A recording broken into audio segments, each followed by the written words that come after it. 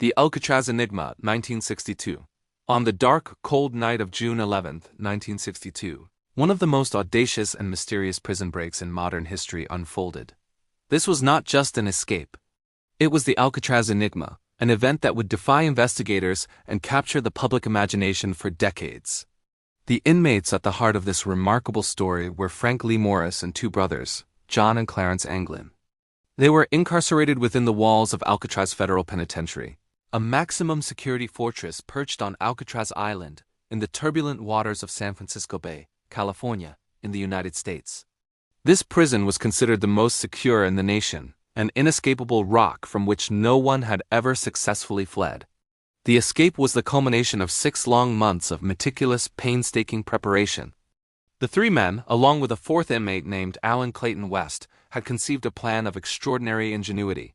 Frank Morris, born on September 1, 1926, was the likely mastermind.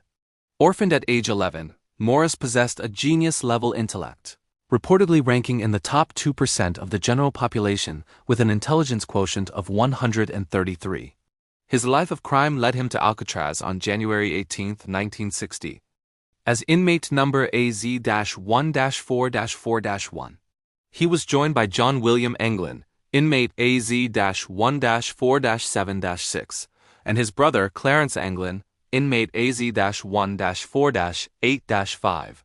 The Anglin brothers, born in 1930 and 1931 respectively, were skilled swimmers, having amazed their siblings as children by swimming in the frigid waters of Lake Michigan. This skill would prove essential to their plan. The core of their plan involved the prison's aging ventilation system. Over those 6 months, the prisoners painstakingly widened the ventilation ducts beneath the sinks in their cells. Their tools were improvised and astonishingly simple. Discarded saw blades found on the prison grounds, metal spoons smuggled from the mess hall, and an electric drill ingeniously fashioned from the motor of a stolen vacuum cleaner. To mask the sound of their digging, Frank Morris would play his accordion, the music blending with the ambient din of the prison's nightly music hour. They concealed their handiwork with cleverly painted cardboard grills. Once the holes were wide enough to pass through, the men would slip into the unguarded utility corridor, a 3-foot-wide space directly behind their cell's tier. From there, they climbed to the vacant top level of the cell block, which they converted into a clandestine workshop. Here, they undertook the most critical phase of their plan, building a way off the island. Using over 50 raincoats, many stolen or donated by other inmates, they constructed life preservers and a 6-by-14-foot rubber raft. The design itself was sourced by Morris from the March 1962 issue of the magazine Popular Mechanics. The seams of the raft were carefully stitched by hand and then sealed using heat from the nearby steam pipes. They improvised paddles from plywood and screws. To conceal their absence during their work and on the night of the escape itself, the men sculpted astonishingly lifelike dummy heads. These were made from a handmade papier-chemsy-like mixture of soap, toothpaste, concrete dust, and toilet paper. They gave these heads a realistic appearance with paint from the maintenance shop and real human hair gathered from the barbershop floor. On the fateful night, they tucked these papier-match models into their beds, piled towels and clothing under their blankets, and made it appear to guards that they were sound asleep. On the night of June 11, 1962, after the lights-out call at 9:30 post-meridium, the plan was set in motion. Morris and the Anglins slipped through their vents for the last time. Alan West, however, was left behind. The cement he had used to reinforce the crumbling concrete around his own vent had hardened, fixing the grill in place and sealing his fate. Unable to wait, Morris and the Anglins proceeded without him. They climbed the ventilation shaft to the roof, descended 50 feet to the ground by sliding down a kitchen vent pipe, and climbed 2 12-foot-high barbed wire perimeter fences. They made their way to the northeast shoreline near the power plant, a blind spot in the prison's network of searchlights. There, they inflated their makeshift raft using a small concertina, a musical instrument stolen from another inmate and modified to serve as a bellows. At approximately 10 o'clock post-meridium, the three men launched their raft into the dark, frigid waters and vanished. The escape was not discovered until the morning of June 12 at 7 o'clock anti-meridium, a testament to the success of their dummy head ruse. An extensive air, sea, and land search was conducted for the next 10 days. On June 14th, a Coast Guard cutter picked up a paddle floating about 200 yards off the southern shore of nearby Angel Island. That same day, workers on another boat found a wallet wrapped in plastic, containing names, addresses, and photos of the Anglin's friends and relatives.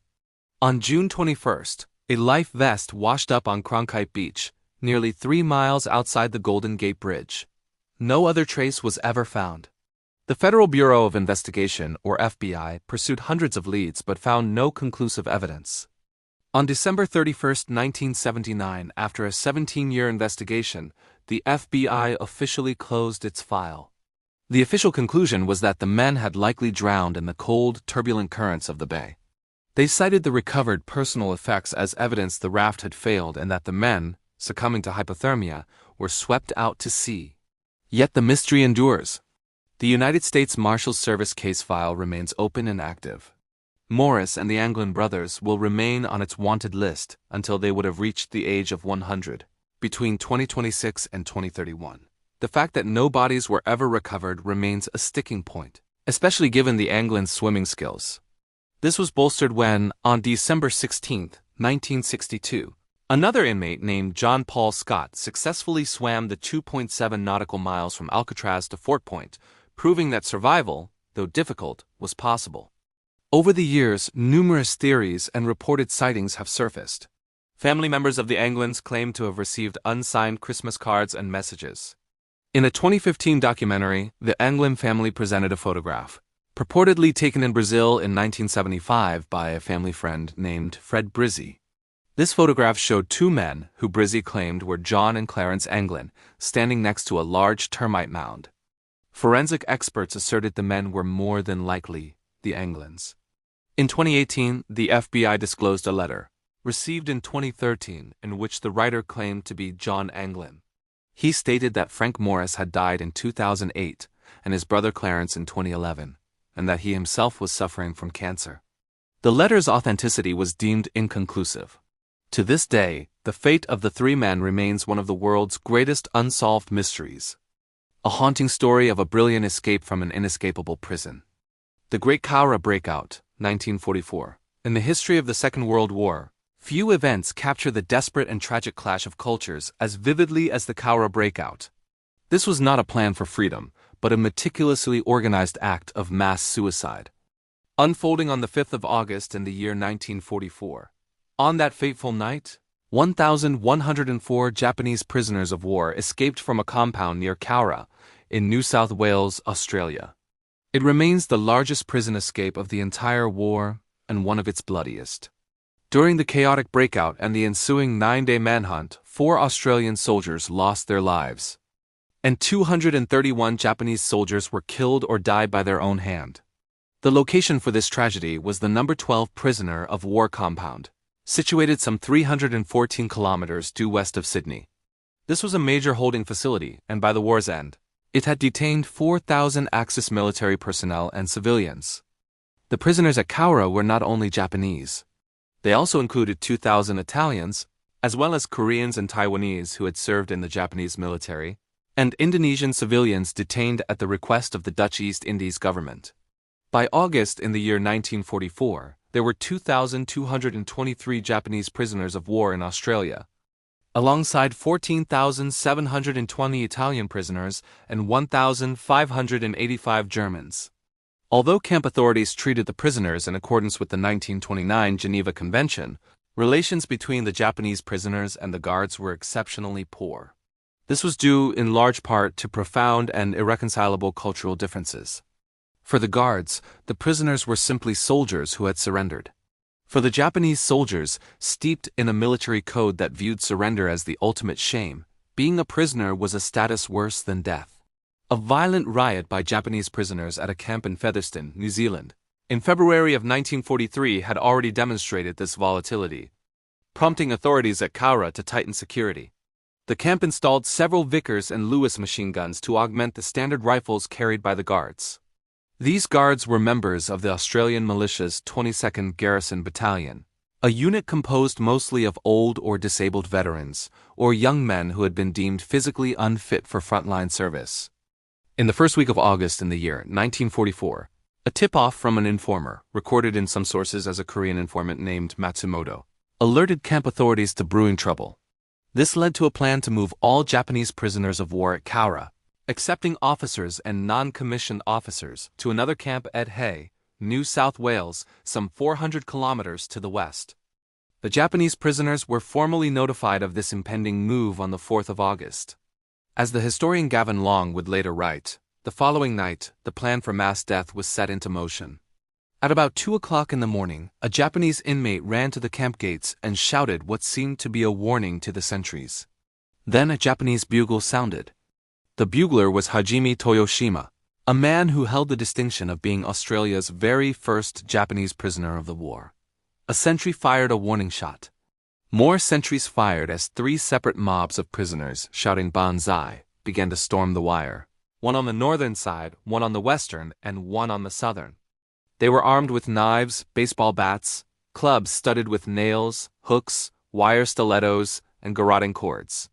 They flung themselves across the wire with the help of blankets. Within moments, Privates Benjamin Gower Hardy and Ralph Jones manned the No. 2 Vickers machine gun and began firing into the first wave of escapees. They were soon overwhelmed by the wave of Japanese prisoners who had breached the barbed wire. Before he died, Private Hardy managed to remove and throw away the gun's bolt, rendering the weapon useless. This single act of foresight prevented the prisoners from turning the machine gun against the rest of the guards. Some 359 prisoners of war escaped the compound. Others attempted or committed suicide inside the wire or were killed by their countrymen. Many of those who did escape also committed suicide to avoid recapture. All survivors were recaptured within 10 days. The aftermath was grim. 4 Australian soldiers and 231 Japanese prisoners were killed, with 108 wounded. The leaders of the breakout had ordered the escapees not to attack Australian civilians, and none were harmed. The government conducted an official inquiry, which was read to the Australian House of Representatives by Prime Minister John Curtin on the 8th of September in the year 1944. The findings concluded that the camp conditions were in accordance with the Geneva Conventions, that no complaints had been made by the Japanese, and that the incident was the result of a premeditated and concerted plan. The inquiry noted that the Australian garrison's actions averted a greater loss of life, and that many of the Japanese dead had committed suicide or been killed by other prisoners. Privates Hardy and Jones were posthumously awarded the George Cross for their actions. A 5th Australian, Thomas Roy Hancock, was accidentally shot by another volunteer while deploying to protect railways from the escapees. He later died of sepsis. Australia continued to operate the camp until the last prisoners were repatriated in 1947. Today, Kaura maintains the only Japanese war cemetery in Australia. Nearby, the Kaura Japanese Garden and Cultural Center, designed by Ken Nakajima, was built on Bellevue Hill to memorialize these tragic events.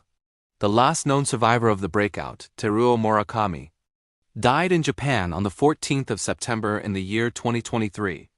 The uncatchable Alfred Hines, Alfred George Hines, is a name etched into the folklore of British crime. A man who, while serving a 12-year prison sentence, broke out of 3 separate high-security prisons. He was a criminal, but he was also a master of loopholes and logistics, a man who would eventually gain a pardon by using his intimate, self-taught knowledge of the very legal system that had confined him.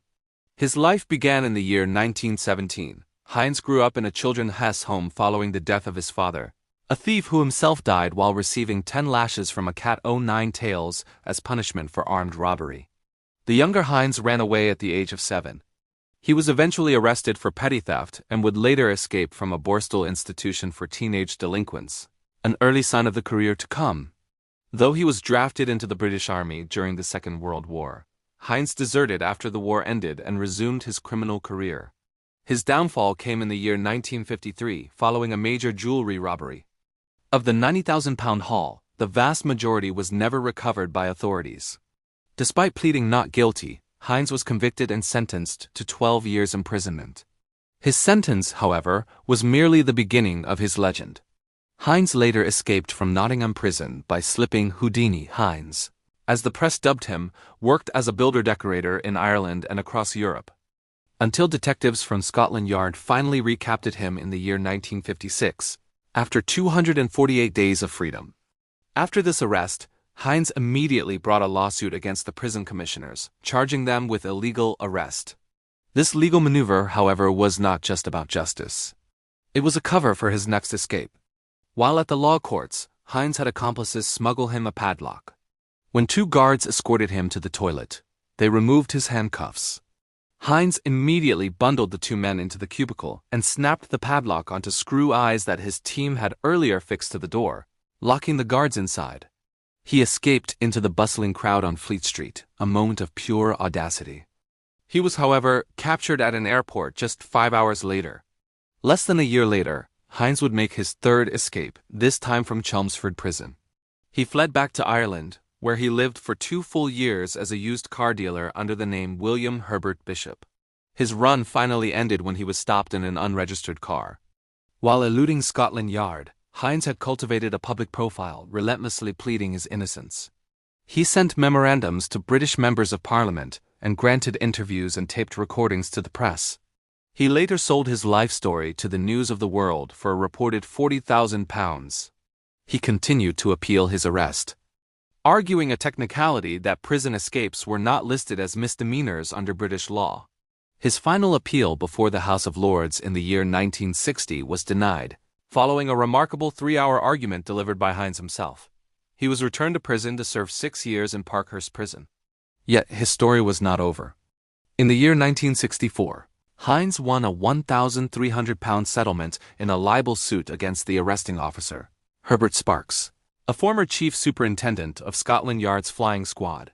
Sparks had written a series of articles in the London Sunday Pictorial criticizing Heinz's claims of innocence. After failing to prove the accuracy of his statements about Heinz's original conviction to a London jury, Sparks was ordered to pay damages. This successful libel case, combined with his notorious jailbreaks, earned Heinz celebrity status. He published his own account in 1966, titled Contempt of Court. He became a sought-after speaker, criticizing the English legal system. In the year 1967, he was invited to a debate at the Polytechnic Students' Union. After the debate, during a drink at a nearby pub, he was kidnapped by 6 students as a Rag Week stunt and frog-marched to a basement room. In a scene that confirmed his legend, Heinz foiled his new captors yet again, securing a bunch of keys and turning the lock on them. In his later life, Alfred Heinz became a member of Mensa, eventually serving as secretary of the Channel Islands Mensa Society. In a final ironic twist, the man who had so famously exploited the system's flaws became a consultant for the United Kingdom's zest justice system, helping to close the very loopholes he had once slipped through. Redouin Fide is a French writer and serial jailbreaker, a man whose life of crime seems drawn from the very films he idolizes. Born on the 10th of May in the year 1972, he was considered France's most wanted criminal in the year 2013, a reputation built on audacious robberies and even more spectacular escapes. Fade was born in Creil to Algerian immigrant parents. In the year 1988, his father deserted the family and returned to Algeria. In 1991, his mother died of leukemia. Fade was 19 and already a delinquent when he joined forces with his brothers to commit crimes. In the mid-1990s, Fade led a criminal gang responsible for armed robbery, jewel theft, and extortion in the Paris area. In 1997 he was tried, but he had already spent 3 years on the run, fleeing to Switzerland and Palestine. In his autobiography, he claimed that while in Israel, he disguised himself as an Orthodox Jew, learned Hebrew, and was taught firearms skills by an Israeli soldier. He was finally arrested in 1998 and sentenced to 30 years in prison, but was released on parole after serving just 10 years. In 2009, he published his book, Breakouts, Des Sites au Grand Banditisme, or Robber, From the Projects to Organized Crime. In it, he wrote about growing up in a life of crime in the Parisian banlieues and claimed to have given up that life. This reformation, however, proved to be a performance. He was soon the suspected mastermind of a 2010 armed robbery that claimed the life of a policewoman. In 2011, he was caught after he broke parole conditions, returning him to prison for 8 years. His criminal legend, however, was just beginning. On the morning of the 13th of April in the year 2013, he broke out of the Sikwidden prison in spectacular fashion. He used explosives to blast his way through 5 prison doors, held 4 prison wardens hostage during the escape, and fled in a getaway car. he burned that car in Lille and left in another. A Europe-wide warrant was issued. He was arrested again on the 29th of May in 2013, found in a B&B hotel in Ponto Combo. For this escape, he was sentenced to an additional 10 years, but his most cinematic escape was yet to come. At around 11:30 in the morning on the 1st of July in the year 2018, Fate was broken out of a prison in Roe. This time, the operation involved 3 heavily armed accomplices and a helicopter. An Aerospatiale Alwe 2, the helicopter had been hijacked from a nearby airfield by criminals who had posed as flight school students. They forced the flight instructor, at gunpoint, to participate. The accomplices used an angle grinder to cut through the doors of the prison visiting room to reach Fade. The helicopter then landed in a courtyard of the prison, flying through a gap in the anti-helicopter wire. The aircraft was later found not far from Charles de Gaulle Airport, where the men escaped by car, releasing the uninjured flight instructor. A massive manhunt ensued. 3 weeks later, Fade narrowly avoided recapture. On the 24th of July in 2018, police identified Fade as one of 2 people inside a car, observing a service station. As they moved in, the suspects fled, managing to get away. The car was later found abandoned in a car park with plastic explosives inside. It was later revealed that, prior to being apprehended, Fade had been using a face-covering Islamic veil, or burqa, to move around in public. He was finally apprehended again in his hometown of Creil on the 3rd of October in 2018, along with his brother and 2 other men. For this second escape, he received an additional 14 years in prison. Combined with his prior sentences, his minimum prison term is set to end in the year 2060. The escape of Mary, Queen of Scots, 1568. Mary, Queen of Scots, also known as Mary Stuart, was Queen of Scotland from the 14th of December in the year 1542 until her forced abdication on the 24th of July in the year 1567. She was a figure of tragedy, romance, and intense political intrigue, whose life and eventual execution established her as one of history's most compelling and controversial monarchs. She was born on the 8th of December in the year 1542 at Linlithgow Palace. She was the only surviving legitimate child of James V of Scotland, and when her father died just 6 days after her birth, the infant Mary inherited the throne. A popular tale, first recorded by John Knox, states that King James, upon hearing he had a daughter, ruefully exclaimed, "It cam w a lass and it will gan ga a lass." As Mary was an infant, Scotland was ruled by regents. This weakness invited the attention of King Henry VIII of England, who proposed a marriage between Mary and his own son, Edward.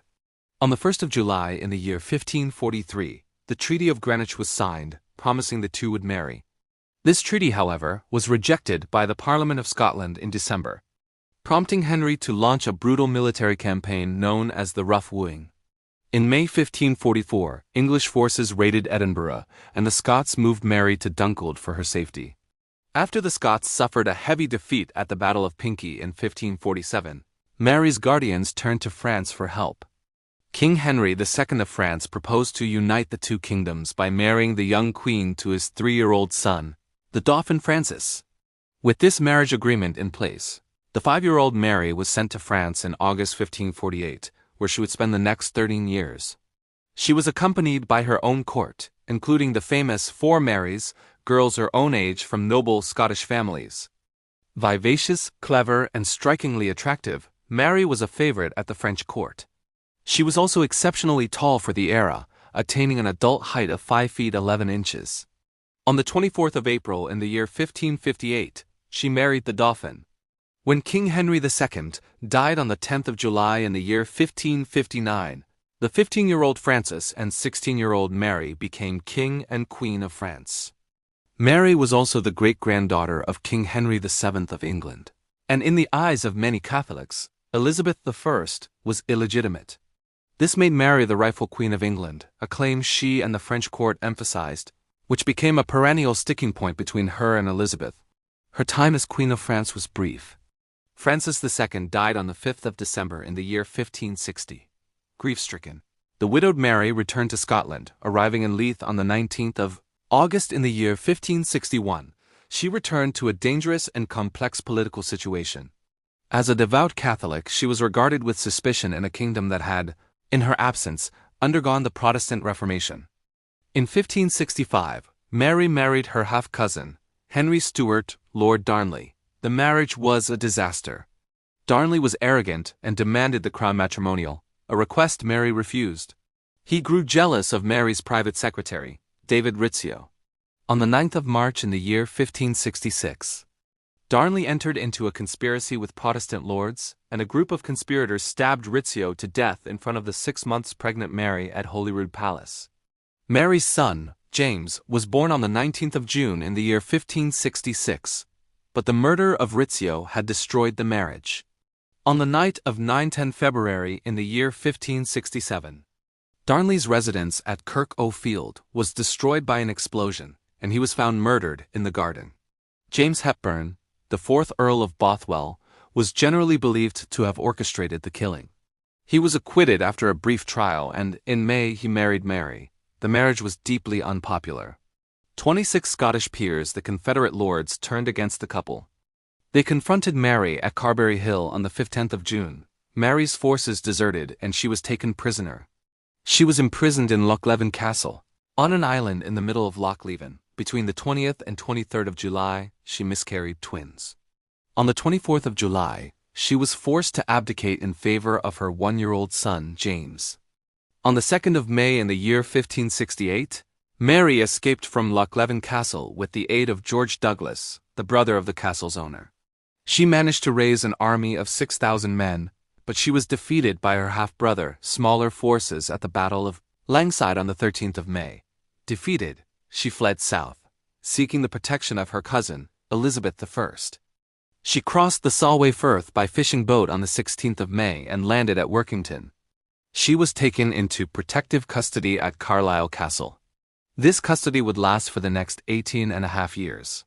Elizabeth, perceiving Mary as a threat, had her confined in various castles in the interior of England. In 1571, the Ridolfi plot was uncovered, a plan to replace Elizabeth with Mary. In 1586, Mary was implicated in the Babington plot. This time, Elizabeth's spy master, Francis Walsingham, had entrapped her. He had deliberately arranged for Mary's letters to be smuggled, all while they were being deciphered. The letters made it clear that Mary had sanctioned the attempted assassination of Elizabeth. Mary was put on trial for treason in October 1586. She was convicted on the 25th of October and sentenced to death.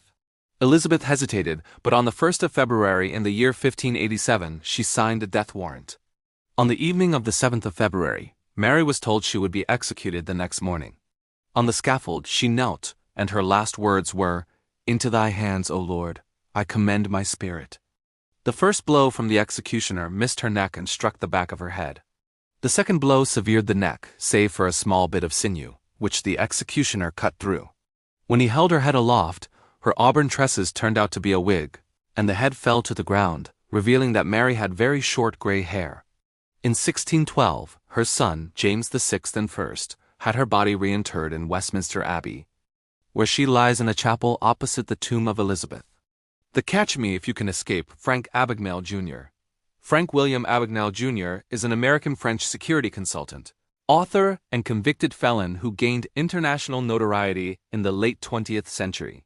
He claims a diverse and dazzling range of workplace frauds, many of which have since been placed in serious doubt. In the year 1980, Abagnale co-wrote his autobiography, Catch Me If You Can, which built a compelling narrative around these claimed exploits.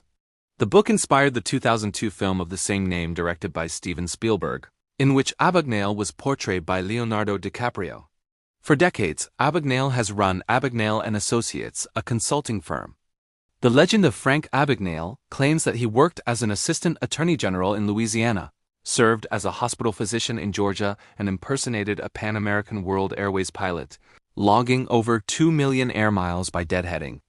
The veracity of nearly all of these claims has been questioned, and ongoing inquiries continue to confirm that many were fabricated. In 2002, Abagnale himself admitted on his website that some facts had been over-dramatized or exaggerated, though he was not specific. In 2020, journalist Alan C. Logan claimed to have found evidence proving the majority of Abagnale's story was invented or, at best, grossly exaggerated. The public record tells a different story from the Hollywood film. Abagnale was born on April 27, 1948.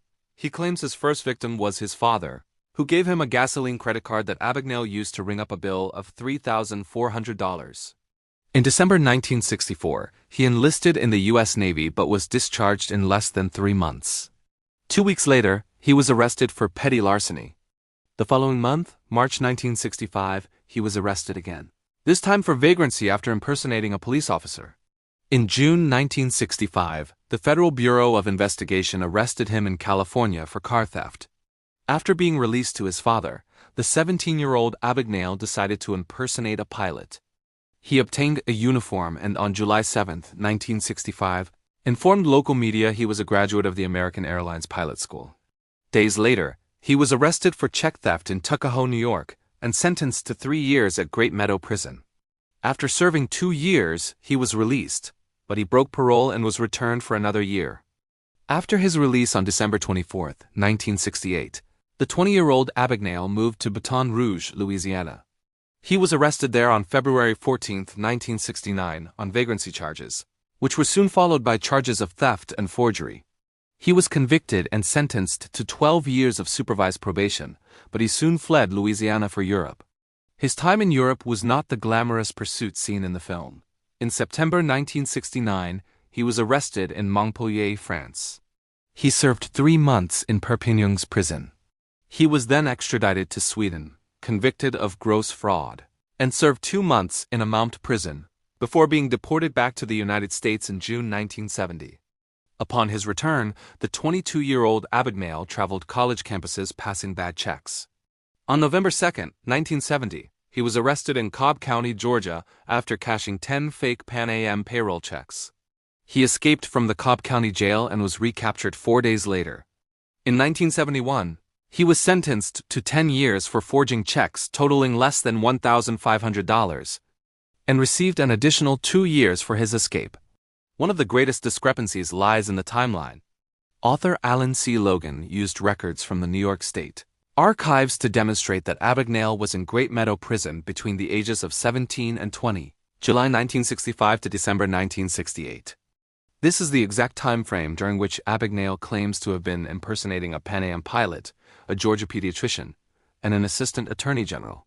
Similarly, his claim of impersonating a doctor at Cobb General Hospital was refuted by hospital administrators, who told journalist Ira Perry in 1978 that no such position or shift existed. His claim of passing the Louisiana bar was challenged, with the Louisiana State Bar Association finding no record of him ever taking the exam. One of his most famous claims was a daring escape from the United States Penitentiary in Atlanta in 1971. However, the Federal Bureau of Prisons confirmed that Abagnale was never admitted to that prison. Abagnale was released on parole in 1974. He was soon fired from several jobs and arrested again in Texas for stealing cameras from co-workers at a children's SES camp. He then obtained a position at Aetna, where he was fired and sued for check fraud. In 1975, he approached a bank and offered to speak about fraud, beginning his new career as a security consultant. His claims about his relationship with the FBI are also disputed. While he claims to have worked for the FBI for decades, the agency has only stated he has given lectures from time to time. Retired agents have publicly refuted his stories. Robert Russ Frank, an agent Abagnale used as a reference, stated in 1978, "That damn Abagnale uses my name all over the place, but I've never even met the guy." In recent years, his public lectures have faced scrutiny. A 2017 Talks at Google video now carries a disclaimer stating Google does not endorse or condone the content and does not lay claim to the validity of the actions described. In 2022, he was given a Heroes in Ethics award by Xavier University, only to be confronted by an audience member who asked him to admit that you just lied to everybody. In 1981, when a journalist asked Abagnale if his biography was a lie, he replied, "Well, then I am the world's greatest con man." Escape from Pretoria, 1979. In the long and desperate struggle against apartheid, there were acts of violent resistance, political maneuvering, and mass protest. But one of the most remarkable acts of defiance was a feat of quiet, intellectual, and breathtaking ingenuity. In 1979, 3 political prisoners, led by Tim Jenkin, escaped from the maximum security Pretoria local prison. They did not use guns, helicopters, or explosives. Instead, they meticulously crafted a series of wooden keys for 10 different steel doors, testing each one in plain sight until they could simply unlock their way to freedom. Tim Jenkin's journey to Pretoria's white political prison was a story of gradual awakening. He described himself as having grown up a normal, complacent white South African who, for 21 years, never questioned the system. It was only after traveling to the United Kingdom in 1970 and working in a fiberglass factory under poor conditions that he developed an interest in sociology and began to understand the naked reality of the injustice in his own country. He returned to South Africa, enrolled at the University of Cape Town, and met Stephen Lee. The two friends began reading banned literature and, feeling a burning desire to effect change, concluded it was only possible through unconstitutional means. In 1974, they left for London to join the African National Congress, or ANC. They received training in how to spread propaganda and, upon their return to Cape Town in 1975, began their mission. They bought a duplicator and started printing and distributing pamphlets. Jenkin's most fascinating invention was the leaflet bomb, a device that used a small explosive to scatter hundreds of leaflets over a crowd, urging support for the ANC. For years, they operated in secret. In September 1976, they hung a 10-meter-long banner reading ANC Lives from a high building in Cape Town, along with a timed device that showered the crowds below with leaflets. But the security branch of the South African police was meticulously monitoring them. At 3 a.m. on March 2, 1978, Jenkin and Lee were arrested. They were held under Section 6 of the Terrorism Act, separated, and interrogated for weeks, first at Caledon Square and later at the notorious John Vorster Square in Johannesburg. While awaiting trial in Pollsmoor Prison, Lee's father brought him a copy of the book Papillon. That book, a story of escape, planted a seed. The two men began to rigorously observe their surroundings. In June 1978, they were tried, pleaded guilty, and were sentenced. Jenkin received a 12-year sentence. Lee received 8. They were sent to Pretoria Local Prison, the facility for white political prisoners. Immediately, Jenkin, Lee, and a fellow inmate, Alex Mombaris, began plotting. The idea was almost unbelievable. Jenkin, who had worked in the prison's woodshop, would manufacture keys for the prison's doors ... out of wood. He smuggled money into the prison to aid the plan. The group, which included other political prisoners like Dennis Goldberg, was disciplined. They communicated with the ANC leadership in exile, including Joe Slovo in Mozambique, through coded letters sent via another inmate. The plan was incredibly risky and required astonishing patience.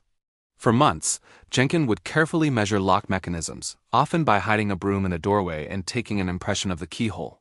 He would then return to the workshop to carve a wooden key. The most hair-raising part of the plan was testing them. Jenkin would, under the guise of cleaning or moving through the prison, insert the wooden key into a steel door's lock, often with a guard just feet away, to see if it would turn. He did this for 10 different doors, including the final one leading to the outside world. As the plan evolved, it became clear a mass escape was impossible. The final stage required the three men to hide in a small closet after breaking through the first several doors. Goldberg and the other prisoners agreed to stay behind but continued to help with preparations. In December 1979, the time came. Jenkin, Lee, and Mombaris made their move. While Dennis Goldberg distracted the night warden, the three men used their handmade wooden keys. One by one, they unlocked 10 separate steel doors, navigating the prison's interior in the dark. After one final terrifying moment with the last door, it clicked open and they stepped out onto a deserted street. They had unlocked their way to freedom. Their journey was not over. They had to navigate their way out of South Africa, eventually traveling through Mozambique, Angola, Zambia, and Tanzania before finally reaching London. On January 2, 1980, they appeared at a press conference in Lusaka with the NC president Oliver Tambo to tell their astonishing story. Jenkin continued to work for the ANC, even devising an encrypted communication system for their agents.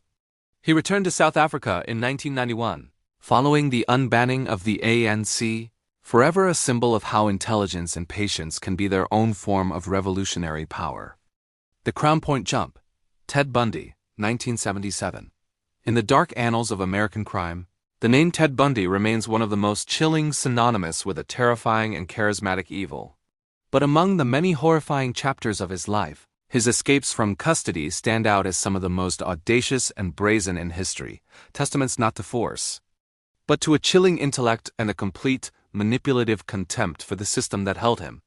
His first and most famous escape was an act of astonishing simplicity. During a pretrial hearing, the serial killer simply jumped out of a second-story window and ran, disappearing into the mountains for 6 days. The story begins in 1975, when Bundy was first arrested in Utah for aggravated kidnapping. He was later convicted in 1976 for the kidnapping of Carol Derringe, and sentenced to 1 to 15 years in the Utah State Prison. But this was only the beginning. He had become the prime suspect in a horrifying multi-state list of unsolved homicides. In October 1976, Colorado authorities charged him with the murder of Karen Eileen Campbell. In January 1977, Bundy was transferred to Aspen, Colorado to face trial. The event that would become legendary took place on June 7, 1977. Bundy was at the Pitkin County Courthouse in Aspen for a preliminary hearing. In a move of incredible arrogance that would prove fateful, he had elected to serve as his own attorney. This decision, a strategic one for Bundy, had an immediate and profound consequence. The judge excused him from wearing handcuffs or leg shackles, allowing him to move freely. During a recess, Bundy asked to visit the courthouse's law library to, in his words, research his case. He was escorted to the library on the second floor and left, as he requested, alone. While shielded from his guard's view by a tall bookcase, he walked to a window, opened it, and simply jumped. He landed on the ground 2 stories below, injuring his right ankle. He shed an outer layer of his clothing, limped through the town of Aspen as roadblocks were being set up, and hiked south onto Aspen Mountain. A massive manhunt began. But Bundy, the one-time survivalist, vanished. Near the mountain's summit, he broke into a hunting cabin, stealing food, clothing, and a rifle. For 2 days, he wandered lost in the forest. He then broke into a camping trailer, taking more food, before making an incredibly bold decision. He walked back north, towards Aspen, eluding roadblocks and search parties. 3 days later, he stole a car from the edge of a golf course.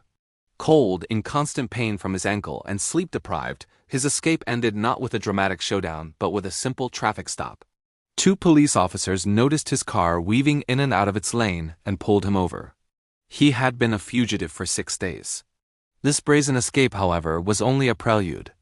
Back in jail in Glenwood Springs, Bundy began plotting anew. Over 6 months, he acquired $500 in cash, smuggled in by visitors like his future wife, Carol Ann Boone. He also got a detailed floor plan of the jail and a hacksaw blade. He began to lose weight, dropping 35 pounds. On the night of December 30, 1977, with most of the jail staff on Christmas break, Bundy put his plan into action. In the weeks prior, he had sawed a hole in his cell's ceiling, climbing into the crawl space to explore. That night, he piled books and files in his bed, covering them with a blanket to simulate his sleeping body. He climbed into the crawl space, broke through the ceiling into the apartment of the chief jailer, who was out for the evening, changed into the jailer Jess street clothes, and walked out the front door to freedom.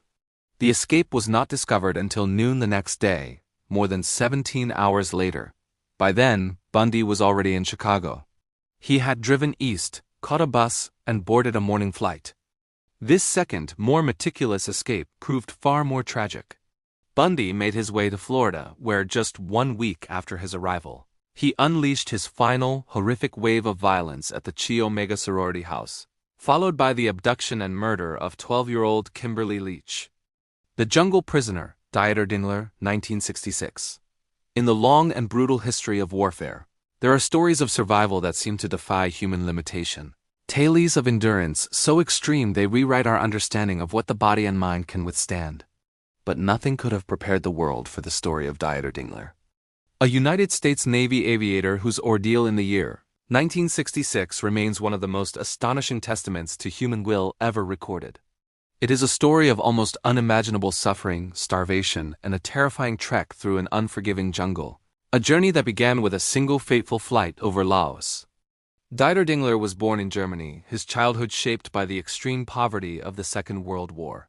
His father was killed on the Eastern Front, and the family survived by scavenging, his mother boiling wallpaper for the nutrients in the wheat paste. At age 14, he became a blacksmith's apprentice, where he was regularly beaten. Dillinger later credited this brutal training with teaching him the self-reliance and toughness that would, in a way he could not possibly imagine, save his life. His grandfather, who had been punished for refusing to vote for Adolf Hitler, served as a powerful inspiration for defiance. Dillinger's dream, sparked by the sight of an Allied fighter plane, was to become a pilot. He journeyed to the United States, enlisted in the Air Force, and eventually, after studying aeronautics, was accepted into the U.S. Navy's Aviation Cadet Training Program.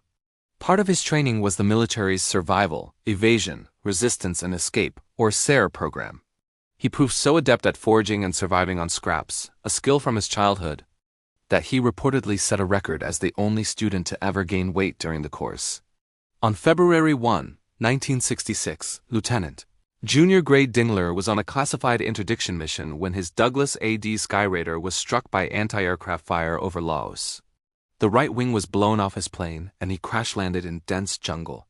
He immediately smashed his radio and hid his equipment, but was apprehended the next day by Pathet Lao troops. He attempted to escape almost immediately, but was recaptured. The punishment was a preview of the hell to come. He was hung upside down by his ankles with a nest of biting ants lowered onto his face until he lost consciousness, and he was suspended in a well overnight, forced to stay awake or drown.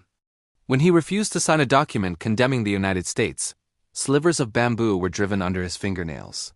He was eventually taken to a prison camp, where he met 6 other prisoners, 2 Americans, Eugene de Bruin and Dwayne W. Martin, and 4 Thai citizens. The conditions were horrific. The men were handcuffed together at night and shackled to wooden footblocks. Suffering from chronic dysentery and slowly starving to death on a single handful of rice a day for all 7 of them. After several months, one of the Thai prisoners overheard the guards planning to shoot them all in the jungle and claimed it was an escape attempt. The group unanimously agreed their only chance was to escape. On June 29, 1966, while the guards were eating, the prisoners slipped their restraints, seized the guards' weapons, and split into groups. Dillinger and Martin headed towards what they hoped was the Mekong River. They built a raft, but after days of floating, realized the fast-flowing river had only taken them in a circle. They were stalked by an unseen villager for days. Eventually Martin, weakened by starvation, was spotted by a child and killed by an Aka villager. Dillinger, hallucinating vividly from starvation, escaped. For 23 days, Dillinger survived alone, his body wasting away. Finally, he had one last, desperate idea. He returned to an abandoned village and set the huts on fire, using parachute material from a flare to signal an overhead C-130. The pilot, Eugene Dietrich, spotted a flash of white and backtracked, eventually convincing a skeptical command center to dispatch a rescue. When the helicopter crew pulled him from the jungle on July 20, 1966, Dillinger, standing at 5 feet 9 inches, weighed only 98 pounds. He was taken to a hospital in Da Nang, where, in a bizarre ending, a Navy SEAL team had to steal him from the Air Force recovery ward to return him to his carrier. He was only the second captured U.S. airman to escape during the entire war. He later became a commercial airline pilot for Trans World Airlines, but struggled with PTSD for the rest of his life. In 2000, he was diagnosed with ALS. And in 2001, fearing the disease, he took his own life. He was buried at Arlington National Cemetery with full military honors. The Mountjoy helicopter, 1973. On October 31, 1973. In an event that seemed ripped from the pages of a spy thriller, 3 high-profile Provisional Irish Republican Army members escaped from Dublin's Mountjoy prison. This was not an escape involving tunnels, forged keys, or a desperate climb over a wall. In a moment of breathtaking audacity, a hijacked helicopter simply descended from the sky, landed in the middle of the prison's exercise yard, collected the 3 men, and flew away. The incident made headlines around the world and became a profound embarrassment to the Irish government. The escape was set against the backdrop of the Troubles. The Irish coalition government, led by Fine Gael's Liam Cosgrave, had come to power on a law and order ticket, cracking down hard on IRA activity. Using the juryless Special Criminal Court, the government had effectively created internment in all but name. By October 1973, this policy had led to the capture of several key IRA leaders, including its chief of staff, Seamus Twomey, along with other senior Republicans J.B. O'Hagan and Kevin Mallon. All three were being held in Mountjoy. The IRA immediately began planning to break them out. A first attempt using smuggled explosives to blow a door and a rope ladder over the wall failed. The IRA's leadership then approved a far more ambitious and cinematic plan: a helicopter. The idea had been discussed before for other prisons but was always deemed too risky. For Mountjoy, they decided to try. The plan was set in motion by a man with an American accent calling himself Mr. Leonard. He approached Irish helicopters at Dublin Airport, claiming to be a film producer needing to hire a helicopter for an aerial photographic shoot in County Louth. He arranged to hire a 5-seater Alcatraz II for October 31. On that day, Mr. Leonard arrived and was introduced to the pilot, Captain Thompson Boyes. Boyes was instructed to fly to a field in Stradbally to pick up photographic equipment. After landing, Boyes was suddenly confronted by two armed masked men who emerged from the trees. He was held at gunpoint and told he would not be harmed if he followed instructions. One gunman, armed with a pistol and an Armalite rifle, climbed aboard. Boyes was ordered to fly towards Dublin, following the railway lines, and not to register his flight path with air traffic control. As they approached the city, he was finally informed of the true plan. He was to land in the exercise yard of Mountjoy Prison. Shortly after 3:35 in the afternoon, the helicopter swung in low over the prison and began to land in the yard, where prisoners were watching a football match. The sudden appearance of the aircraft caused mass confusion. One prison officer on duty later said he took no action because he believed the helicopter contained the Minister for Defense, Paddy Donegan, who was known to use helicopters. As prisoners realized what was happening, they surrounded the 8 prison officers in the yard, starting fights to create a diversion. One officer was heard shouting, "Close the gates, close the fucking gates." But it was too late. Twomey, Mallon, and O'Hagan sprinted to the helicopter and boarded. The Alcatraz II took off, flew north, and landed at a disused racecourse in Baldoyle. There, the escapees were met by members of the IRA's Dublin Brigade, transferred to a hijacked taxi, and vanished. The pilot, Captain Boyes, was released unharmed. The reaction was immediate. The escape was a global sensation and a political disaster for the Cosgrave government. An emergency debate was held in the Dáil Éireann, where the opposition leader mocked the government, noting it was poetic justice that a helicopter was at the heart of their embarrassment. The IRA released a statement. The operation was a complete success. The Irish rebel band, the Wolf Tones, wrote the helicopter song to celebrate the escape. The government immediately banned it, but it topped the popular music charts anyway, selling 12,000 copies in a single week. A massive manhunt involving 20,000 members of the Irish Defence Forces in Garda Síochána was launched. Mallon was recaptured that December, only to escape again in a mass breakout from Portloe's prison in 1974. O'Hagan was recaptured in 1975, but Seamus Twomey, the IRA Chief of Staff, remained at large, evading capture until December 1977, when he was finally caught after a high-speed car chase through Dublin. The Midnight Express, Billy Hayes, 1975. The Midnight Express is one of the most breathtaking and complex stories in the entire history of international escapes. It lies deep in the southern constellation of Turkish prisons and is an enormous mix of glowing myth, swirling controversy, and dark, mysterious shapes.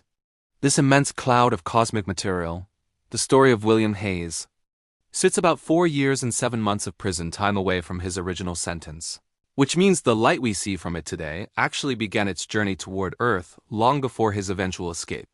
The tale is a region of incredibly active debate, packed with massive, young accusations that are shaping and heating the surrounding diplomatic clouds with their intense radiation and powerful political winds.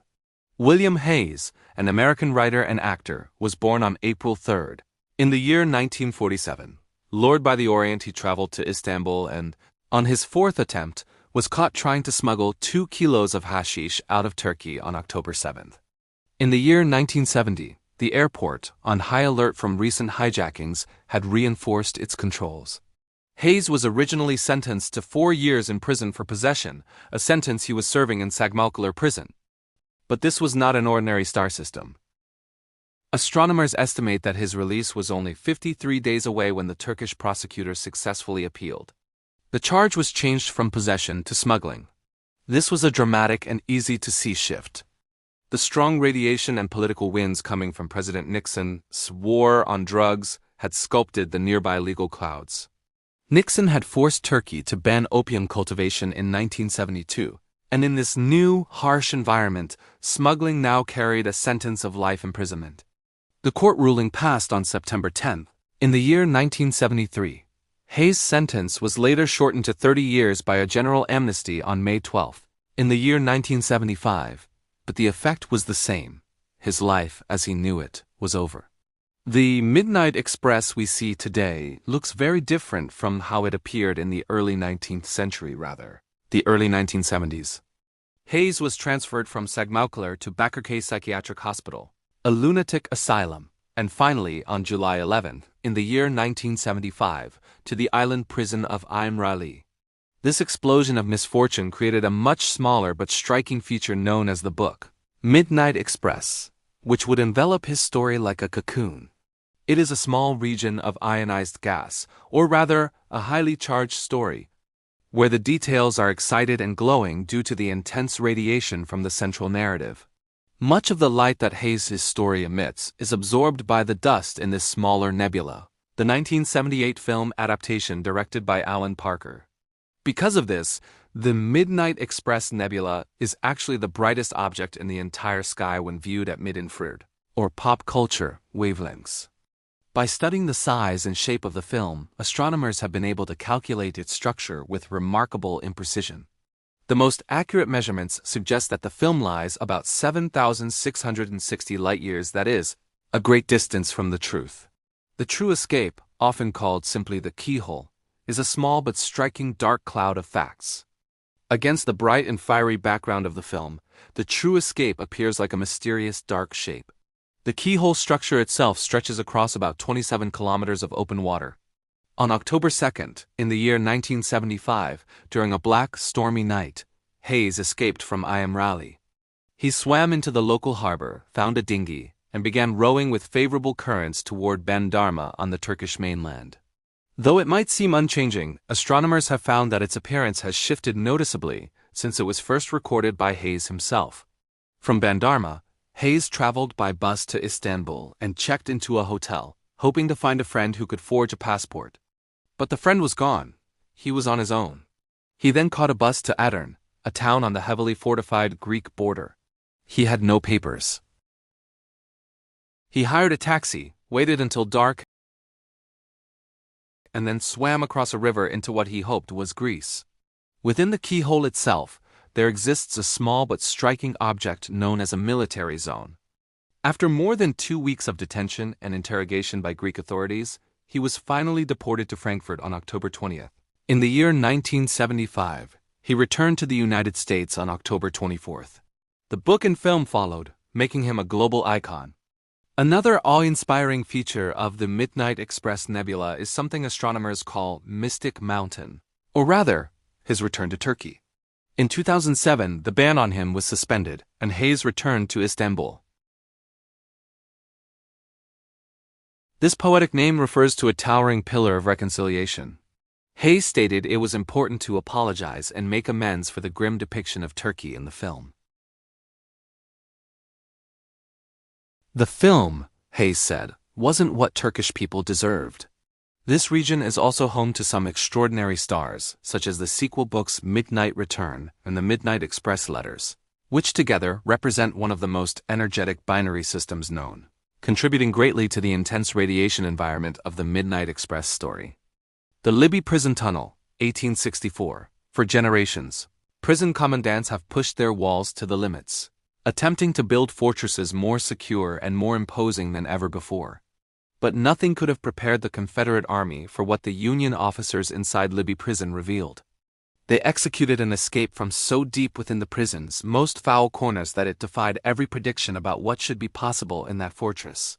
What exactly did these men see in the darkness? And why is their story rewriting the history of wartime escapes? The Libby Prison, encompassing an entire city block in Richmond, Virginia, was one of the most advanced holding instruments ever created.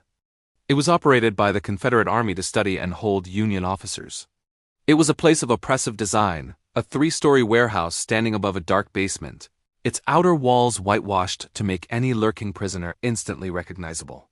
The Confederates believed this building was inescapable, a high-security Sonderlager from which no man could return.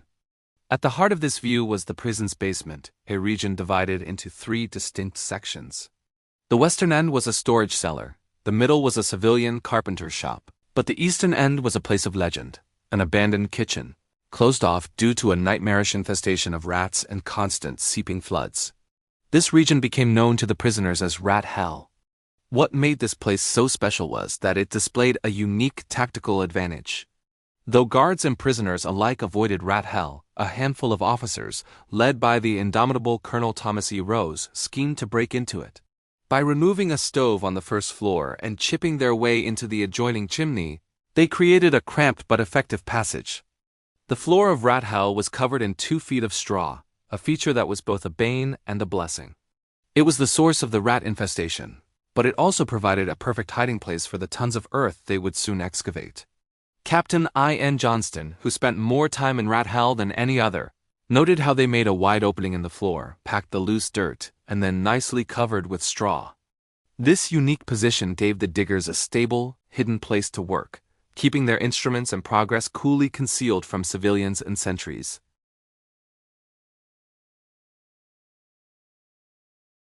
The historic escape tunnel was created from a series of detailed observations and grueling labor. It was not one single effort, but a carefully assembled combination of 3 digging teams, with 5 members each, working at different times.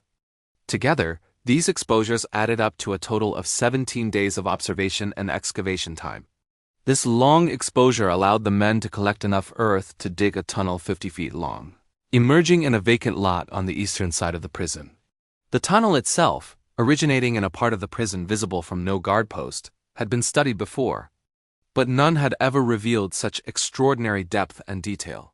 The tunnel captured a path to freedom that began its journey beneath the tobacco shed, allowing the men to surface and walk calmly through the gate of the nearby Kerr's warehouse. The area of the prison shown to the guards might seem enormous, but in reality, the escape route covered a space that would look about the size of a single chimney flue. Despite this tiny point of entry, the number of men who used it was astonishing. On the night of February 9th, in the year 1864, Colonel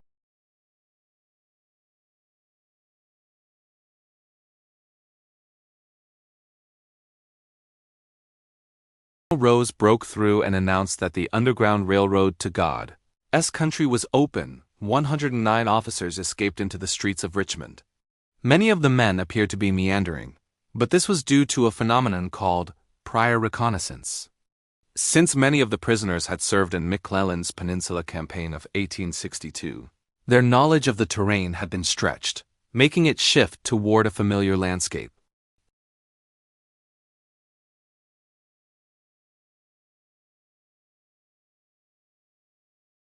Scientists studying the escape have noted that this familiarity was a critical element. One of the most fascinating aspects of the Libby deep dig is how the prison's reputation acted as a giant cosmic magnifying glass. This effect, known as complacency, occurs because the combined mass of the prison's escape-proof belief bends the reality around it. This bending of perception distorted and magnified the guards' ignorance. As a result, the prisoners could make sounds that would otherwise be far too loud to ignore. When a panicked rush for the tunnel created a thunderous stampede, one unsuspecting guard merely yelled to another, "Hello, Bill, there's somebody's coffee pot upset, sure." The alarm was not raised for nearly 12 hours, thanks to Rose's sensitive planning. Astronomers, that is, historians, were able to see incredibly small and dim structures for the first time. 59 of the men reached Union lines. 48 were recaptured, and 2 drowned in the nearby James River. Colonel Rose himself was ambushed by pickets, just minutes from the Union front. When looking closely at the plan, one can notice the sheer audacity of the leaders, Rose and Major A.G. Hamilton. Rose was the projector, the man who found the chimney, while Hamilton was the engineer, inventing contraptions for removing dirt and supplying oxygen. These details, while not real features of a cosmic object, are a natural outcome of Libby's unique and complex system. On the 10th of February in the year 1864, The Libby prison escape delivered to the Union what was then the deepest and sharpest psychological blow to Confederate prison security. This single tunnel represented 17 days of hard work, planning, and technological progress.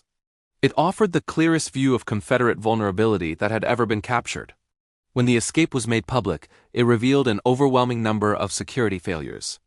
For prisoners, seeing such a success was like opening a window into the earliest chapters of their hope. It showed how the first generation of dedicated officers could form, grow, and evolve a plan under impossible conditions. The incredible detail captured by the men gives researchers clues about how leadership and morale came together in the first few hundred days of the prison's operation. The Colditz glider, World War II. In the dark and ancient depths of the Second World War, long before the first stars of the final victory were born, there existed a tiny, brilliant island of light that would one day astonish humankind. This ancient beacon is now known as the Colditz glider.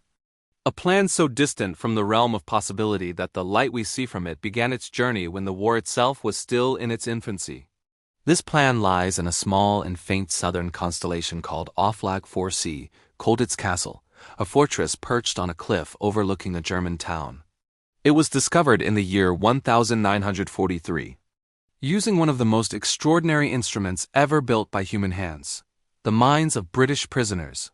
The Colditz glider, often called the Colditz cock, is what astronomers describe as a high-audacity escape plan.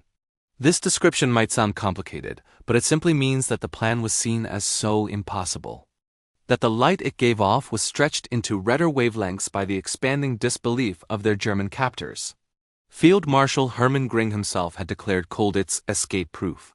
The discovery of the glider plan was one of the prison's most exciting achievements because it offered an actual glimpse of one of the first, truly three-dimensional escape plans ever to form.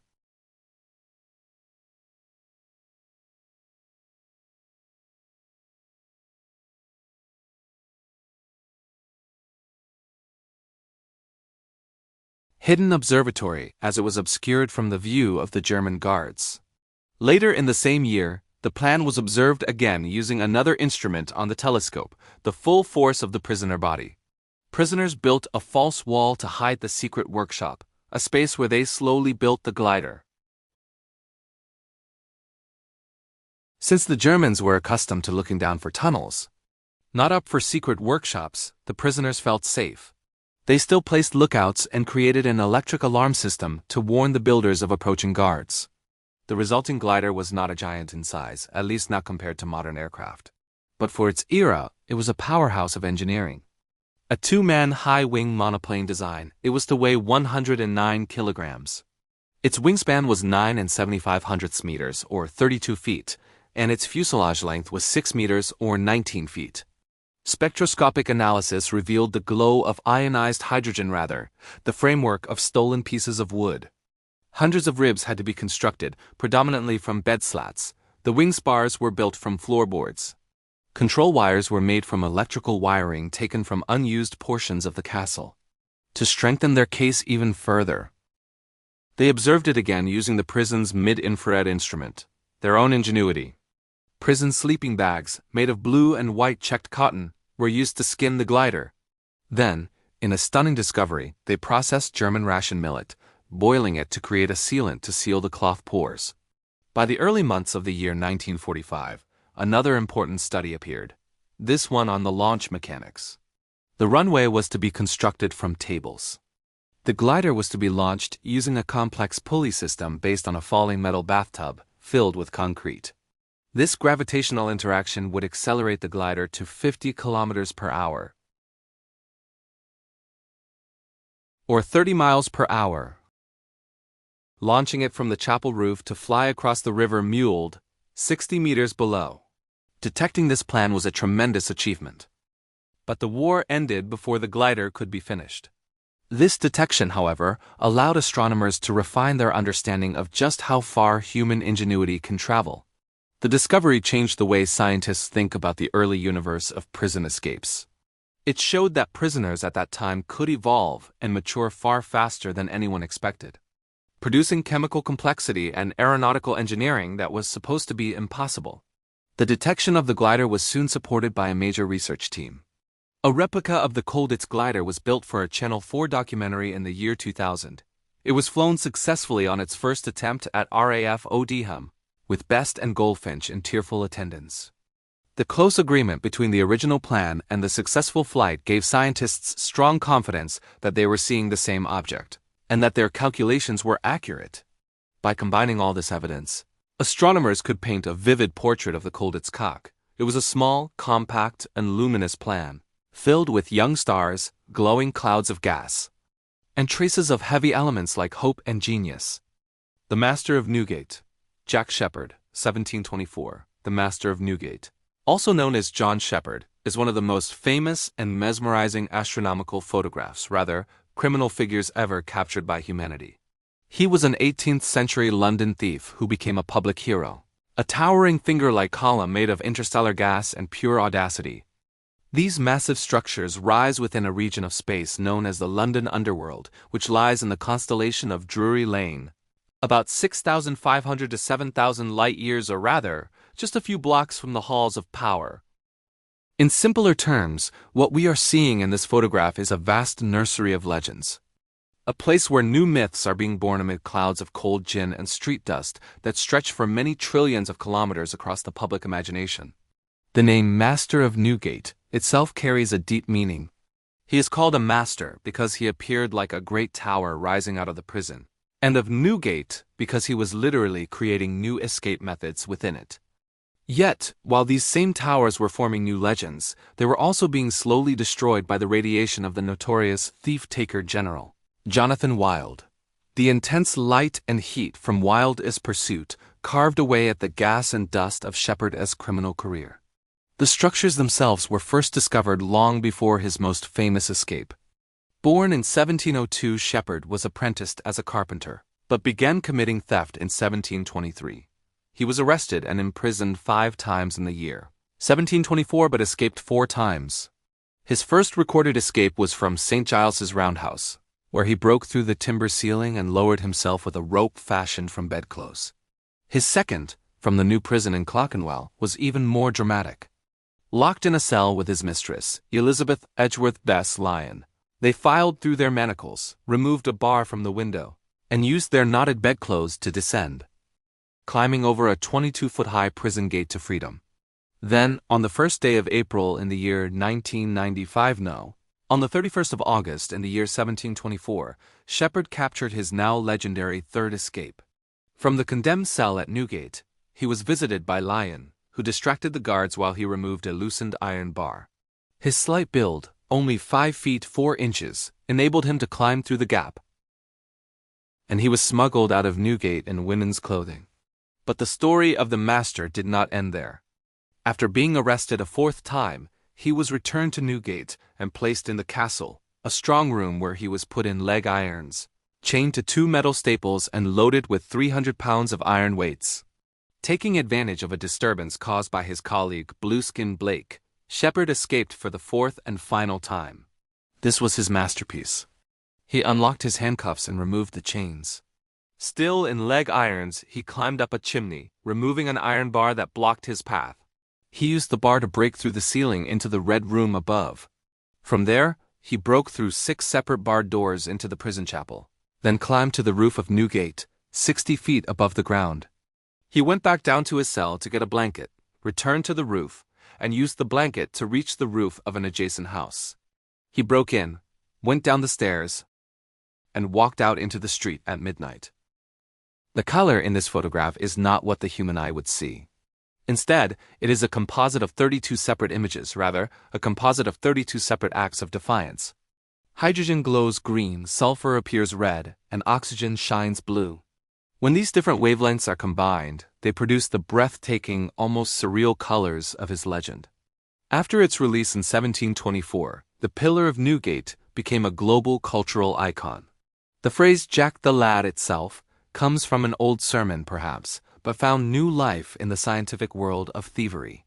But before Hubble's second image, astronomers using NASA's Spitzer Space Telescope, that is, journalists using Daniel Defoe's pen made a surprising discovery. They detected a strange cloud of hot dust near the pillars. They suggested that the shock wave from a supernova the execution might have already swept through the region, and so it did.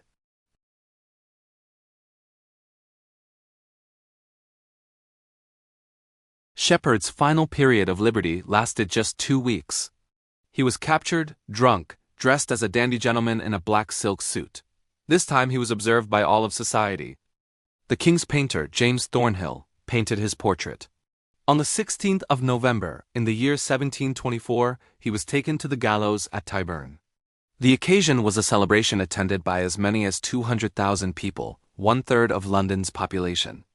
His slight build, which had aided his escapes, caused him a slow death. His badly mauled remains were recovered and buried in the churchyard of St. Martin in the Fields. The Eagle Nebula, where the pillars of creation are located, is a large cloud of gas and dust.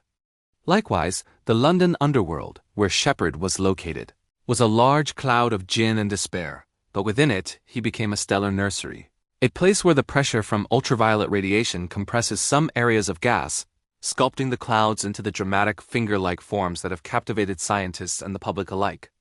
Casanova's Roof, 1757, on the 26th of July in the year 1755. At the age of 30, the infamous adventurer Giacomo Casanova was arrested for offenses described as an affront to religion and common decency.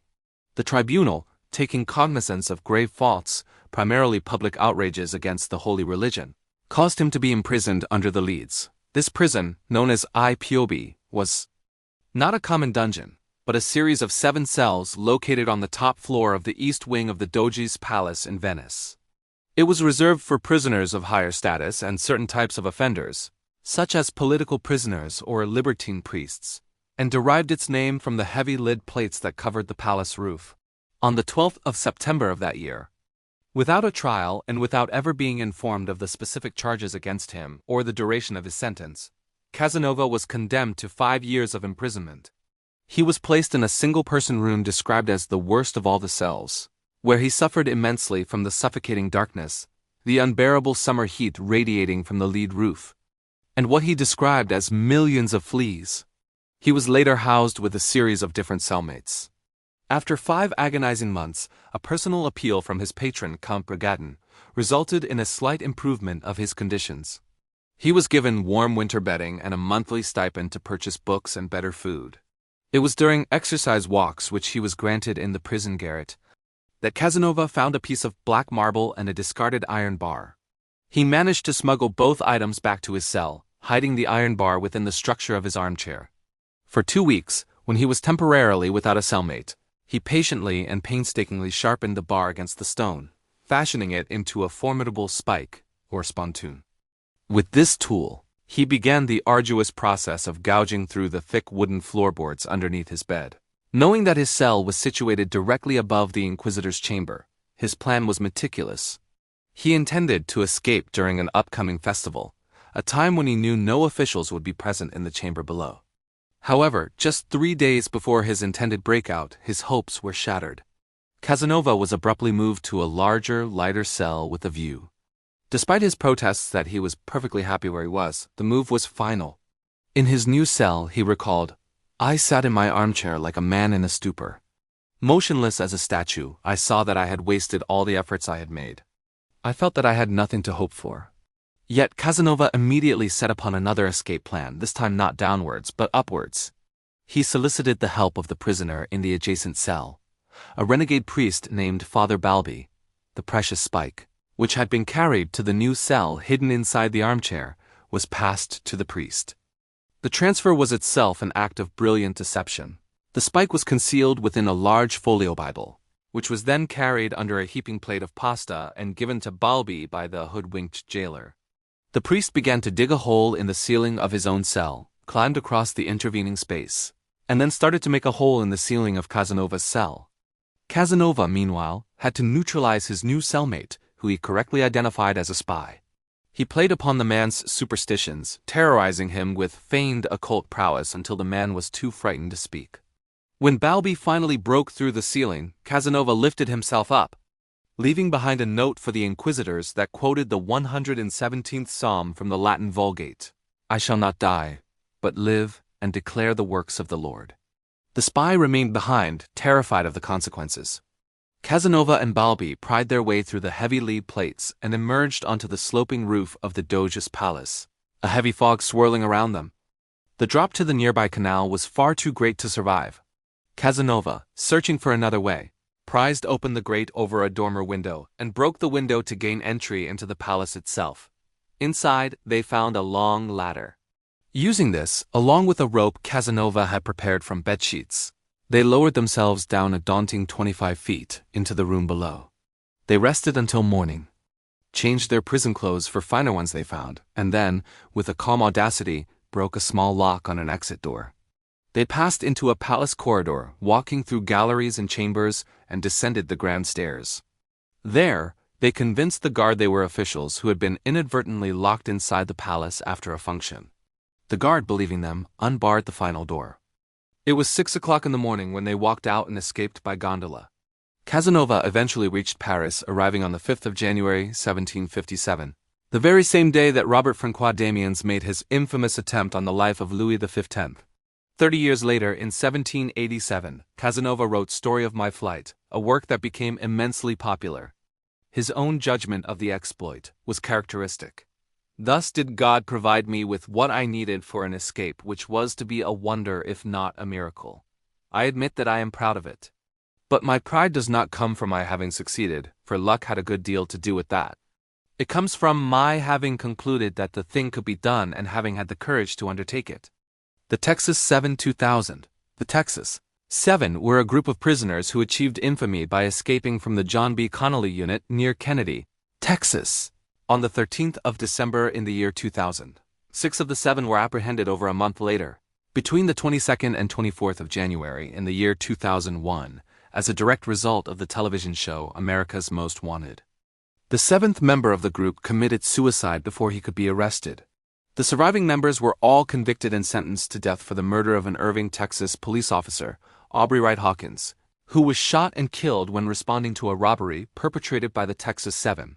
4 of the 6 sentenced have since been executed, and another has been granted a new trial based on alleged judicial bias.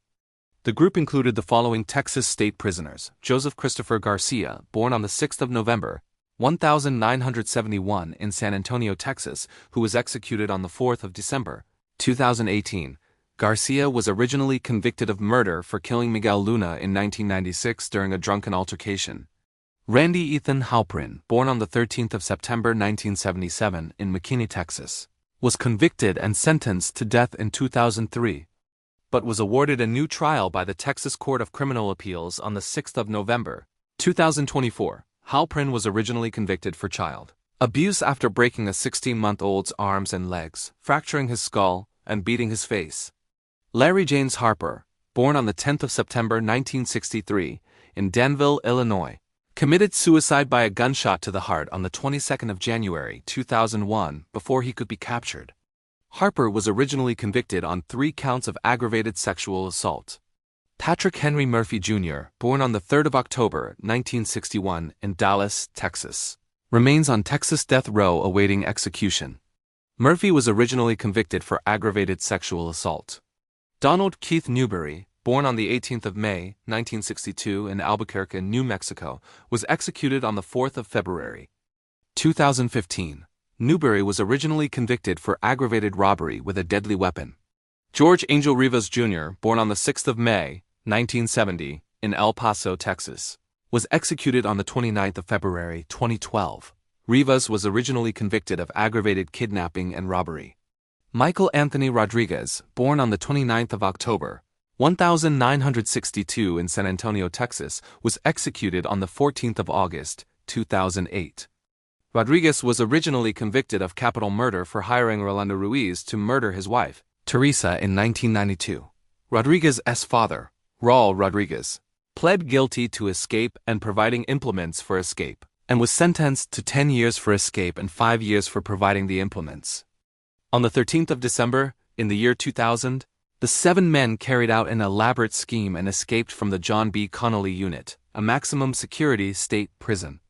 At the time of the breakout, the reported ringleader, the 30-year-old George Rivas, was serving 18 consecutive 15-to-life sentences.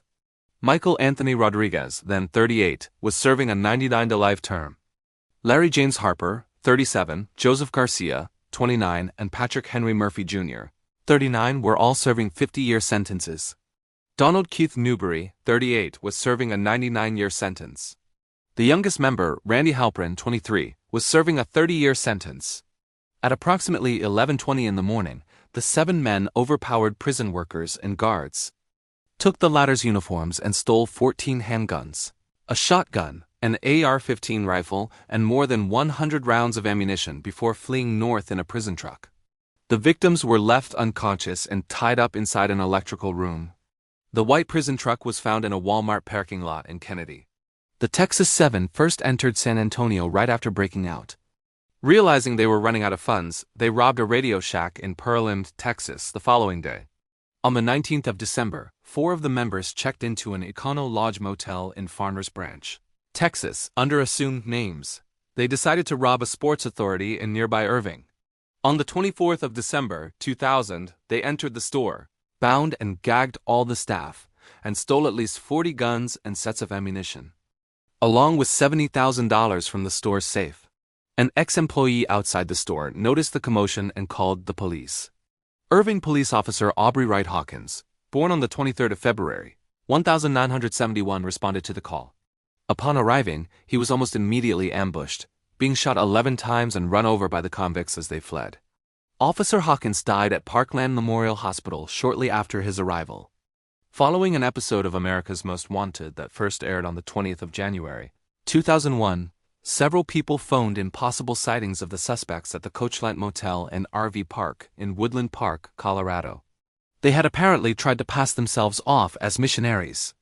The El Paso County Sheriff's Office and Teller County Deputies' SWAT team found Garcia, Rodriguez, and Rivas in the RV park, arrested them at a nearby gas station, and later found Halprin and Harper in an RV. Halprin surrendered peacefully, but Harper was found dead after a standoff, having shot himself. On the 23rd of January 2001, the FBI received information that the remaining 2, Newberry and Murphy, were hiding in a Holiday Inn in Colorado Springs. A deal was brokered, allowing them to make live television appearances before they were arrested. In the early hours of the 24th of January, a local KKTV television anchorman interviewed the 2, who harshly denounced the criminal justice system in Texas. George Rivas was the first to be brought to trial, convicted, and sentenced to death. Subsequently, the other 5 surviving members were brought to trial, convicted, and sentenced to death. Rodriguez became the first to be executed on the 14th of August, 2008. George Rivas was executed on the 29th of February, 2012. Donald Newberry was executed on the 4th of February, 2015. Joseph Garcia was executed on the 4th of December, 2018. The remaining 2 members, Halprin and Murphy, are incarcerated on death row. Murphy was granted a reprieve on the 28th of March, 2019, on the basis that denying his request for a Buddhist priest violated the Constitution. Halprin's execution, scheduled for the 10th of October, 2019, was stayed on the 4th of October, 2019, due to concerns of racial and religious discrimination from his trial judge. On the 6th of November, 2024, the Texas Court of Criminal Appeals granted Halprin's request for a new trial.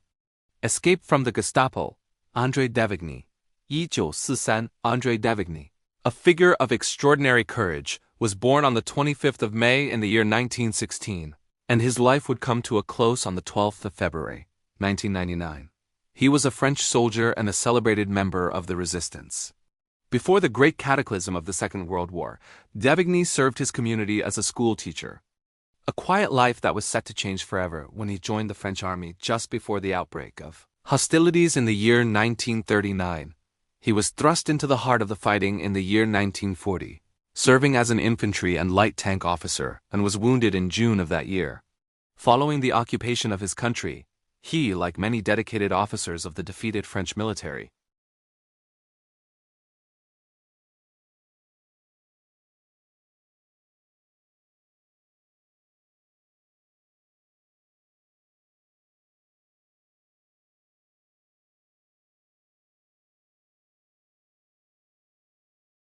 in October of 1942, his commitment deepened as he joined the resistance group famously known as the Gilbert Network. He rose to become one of the group's 3 commanders, sharing leadership with the network's namesake, Gilbert Groussard, and Jan Cambis. This group dedicated itself to smuggling refugees to the safety of Switzerland, sending crucial information to the British via their consul in Geneva, and executing daring acts of sabotage against German equipment. The intricate web of resistance was dealt a terrible blow in April of 1943. A man named Robert Moog infiltrated the Gilbert network and betrayed several of its members, turning them over to the German authorities. Among those compromised was Edmé Delatris, who was subsequently placed under Gestapo observation. She would later be haunted by suspicions of having betrayed Jean Moulin, one of the most iconic figures of the French resistance, though Devigny himself would always defend her vehemently against this grave charge. It was after Devigny met with her that he was apprehended. He was arrested and incarcerated in the formidable Montluc prison, a fortress considered by all to be utterly escape-proof. It was here that he endured the systematic torture of Klaus Barbie and his men. Despite the agony, Devigny gave them no valuable information. His spirit remained unbroken, and he immediately began a series of unsuccessful attempts to escape, each one met with discovery and harsh punishment. His fate was sealed on the 20th of August, 1943, when he was sentenced to death. The execution was scheduled to be carried out on the 28th of August. With only days to live, Devigny's ingenuity, born of desperation, began to take form. He had discovered a method for removing his handcuffs using nothing more than a simple safety pin. The first step in his harrowing plan involved unimaginable patience and pain. He took the end of a spoon and began to grind it to a sharp point against the rough concrete floor of his cell. This makeshift tool became his key. With this pointed spoon, he slowly and painfully began to work on the wooden slats near the bottom of his cell door, meticulously removing them until he could create an opening just large enough to squeeze through. At night, he was able to leave the confines of his cell and move quietly through the prison, even managing to speak with other prisoners. The perfect conditions for his plan finally aligned on the night of the 24th to the 25th of August. Devigny, along with another prisoner who had recently been placed in his cell, climbed out of a skylight. Their ascent was made possible by a rope fashioned from a blanket and a mattress cover, attached to a grappling hook they had ingeniously fashioned from the frame of an old lantern. They made their way across a roof and descended into the dark courtyard. There, Devigny confronted a sentry, throwing the man to the ground and stabbing him with his own bayonet. The two inmates then scaled an inner perimeter wall. They waited in the shadows as a guard, patrolling the perimeter corridor on a bicycle, passed by. With the path clear, they flung the end of their rope with its grappling hook across a terrifying 15-foot gap to the outer wall. They swung across the dark chasm on the rope and leapt to the ground below, finally gaining the freedom of the streets. Devigny skillfully eluded the German search parties, and, with the help of his comrades in the resistance, fled to Switzerland.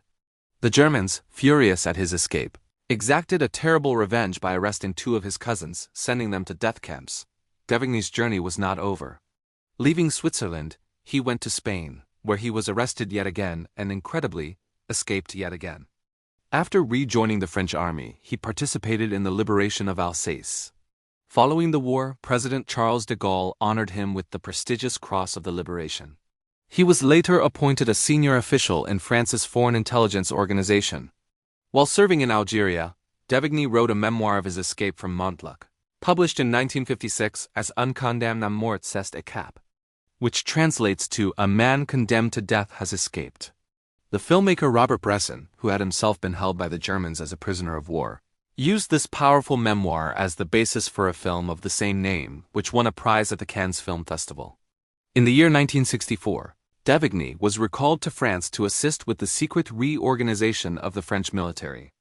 He retired in the year 1971, after President Georges Pompidou appointed Alexandre de Marenches as head of the intelligence services.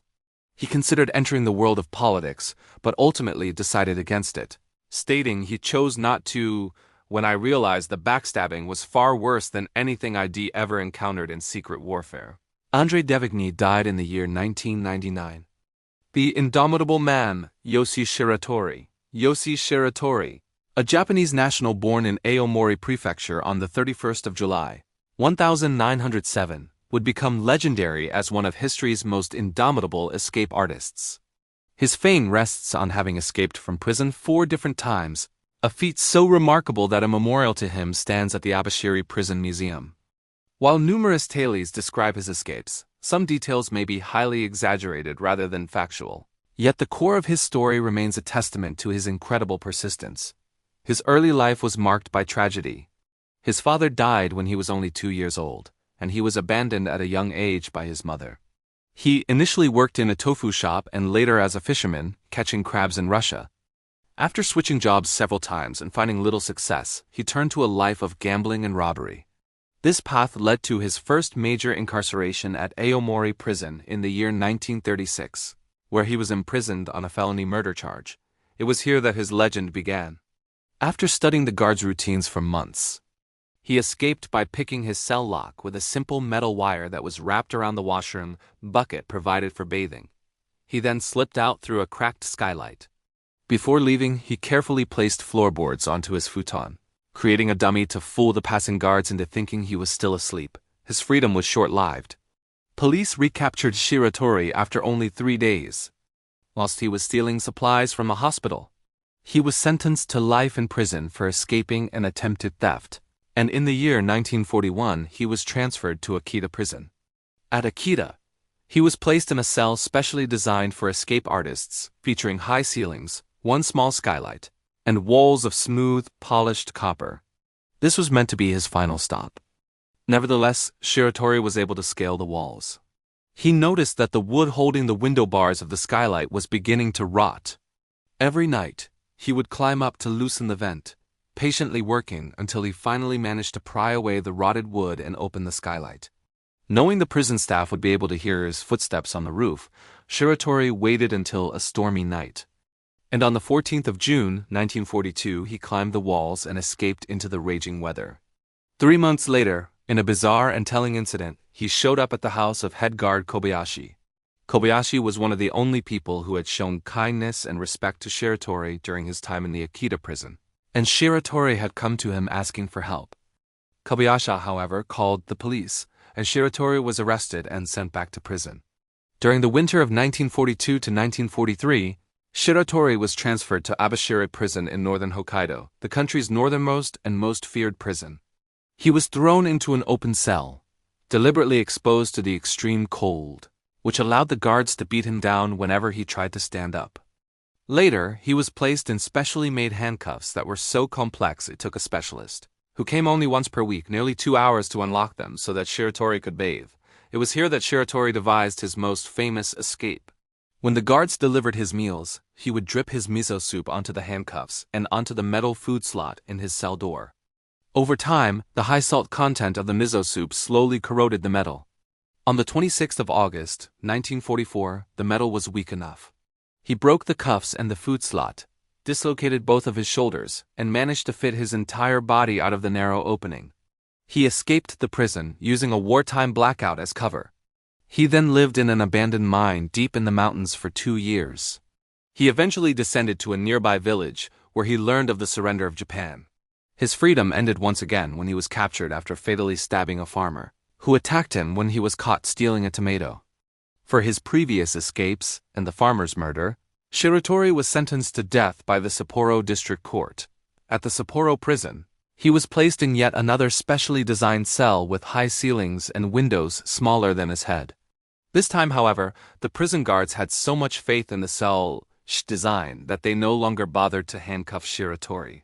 They paid so much attention to his potential ceiling escapes that they neglected the floors. In the year 1947, Yoshi Shiratori escaped for the 4th and final time, digging his way out by making a tunnel with some of the miso soup bowls. After a year of freedom, it is said that Shiratori was offered a cigarette by a police officer in a park. He was so emotionally touched by this simple kindness that he admitted he was an escaped convict and offered to be turned in. He was arrested and tried once again. The High Court of Sapporo, having reviewed his case, decided that the farmer's death was accidental and a result of acting in self-defense. The court revoked his death sentence, instead sentencing him to 20 years for his escapes, noting that Shiratori had never harmed a single guard during any of his breakouts. During the trial, Shiratori explained his motive to escape was that he could not stand the guards' abusive actions towards inmates. The court accepted his testimony, and his request to be imprisoned in Tokyo was granted. He spent 14 years in Fochu prison, where, for the first time, the guards treated him nicely. He was finally released on parole in December of 1961. He returned to Aomori to reunite with his daughter, though his wife had died while he was in prison. Shiratori lived for another decade, working odd jobs to survive. He died after suffering a heart attack in the year 1979, at the age of 71. The Shawshank Escape, 2015, in the modern era of penology, long after the age of wooden guns and desperate rafts. The breakout from the Clinton Correctional Facility in the year 2015 stands as one of the most audacious and remarkable escapes ever recorded. This event, which took place on the 6th of June 2015, saw two inmates, Richard Matt and David Sweat, discovered missing during a 517 anti-meridian bed check at the maximum security facility in Dannemora, New York. Matt was serving 25 years to life, and Sweat was serving life without parole, both for the crime of murder. The two prisoners had escaped by cutting a hole in their cell walls, gaining access to the utility areas behind and above their cells. From there, they navigated a maze of pipes, eventually cutting a hole in a steam pipe which they used to escape from the prison into the city sewer, emerging from a manhole on a nearby street. This was a modern escape that relied on old-school techniques. An elaborate breach that has been compared to the 1962 Alcatraz escape and the fictional novella and film The Shawshank Redemption. The tools for this incredible feat were obtained from two cooperating prison employees. The escape set off a massive manhunt that lasted for nearly 3 weeks. Richard Matt was eventually found in Malone, New York, where he was shot and killed on the 26th of June. 2 days after that, David Sweat was shot and taken into custody. The inmates themselves were career criminals. Richard William Matt, born in 1966, had a history of behavioral issues and escaping from correctional facilities. On the 3rd of December, 1997, Matt and an accomplice kidnapped William Rickerson, Matt's 76-year-old former boss. They drove for 27 hours with Rickerson in the trunk, periodically stopping to beat and torture him before Matt broke his neck, dismembered his body, and threw the parts into the Niagara River. He escaped to Mexico, where, on the 20th of February, 1998, he murdered a second man, Charles Arnold Perro. He was arrested in Mexico and extradited to the United States in 2007, where he received a 25 years to life sentence. David Paul Sweat, born in 1980, also had a troubled childhood. On the 4th of July, 2002, Sweat and two accomplices burglarized a gun store.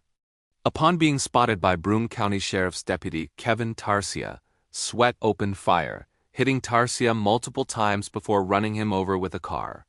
His accomplice then shot Tarsia 2 more times in the face, killing him. Sweat pleaded guilty to first-degree murder and received life without parole. The escape itself was elaborate. The two men had been housed in Honor Block, a privileged unit. They used tools from contractors to cut their escape tunnel during the nights, returning them afterward. New York Governor Andrew Cuomo took a walking tour of the facility, marveling at the audacity of the breach. Authorities found that the two had planned to be picked up by a prison employee, Joyce Mitchell. However, she developed chest pains and was hospitalized, backing out. A second employee, prison guard Gene Palmer, was also charged, having admitted to smuggling tools into the prison for Matt in exchange for paintings. A note was left behind on the severed pipe, reading, "Have a nice day," accompanied by a stereotypical Asian smiley face. The resulting manhunt was one of the largest in state history.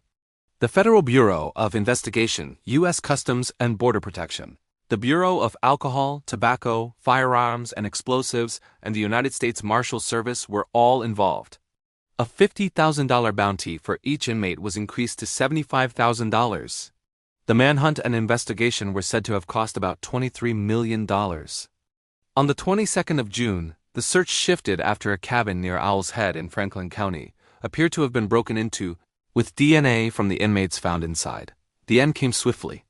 Matt was spotted on the 26th of June after he shot at the driver of a recreational vehicle with a 20-gauge shotgun.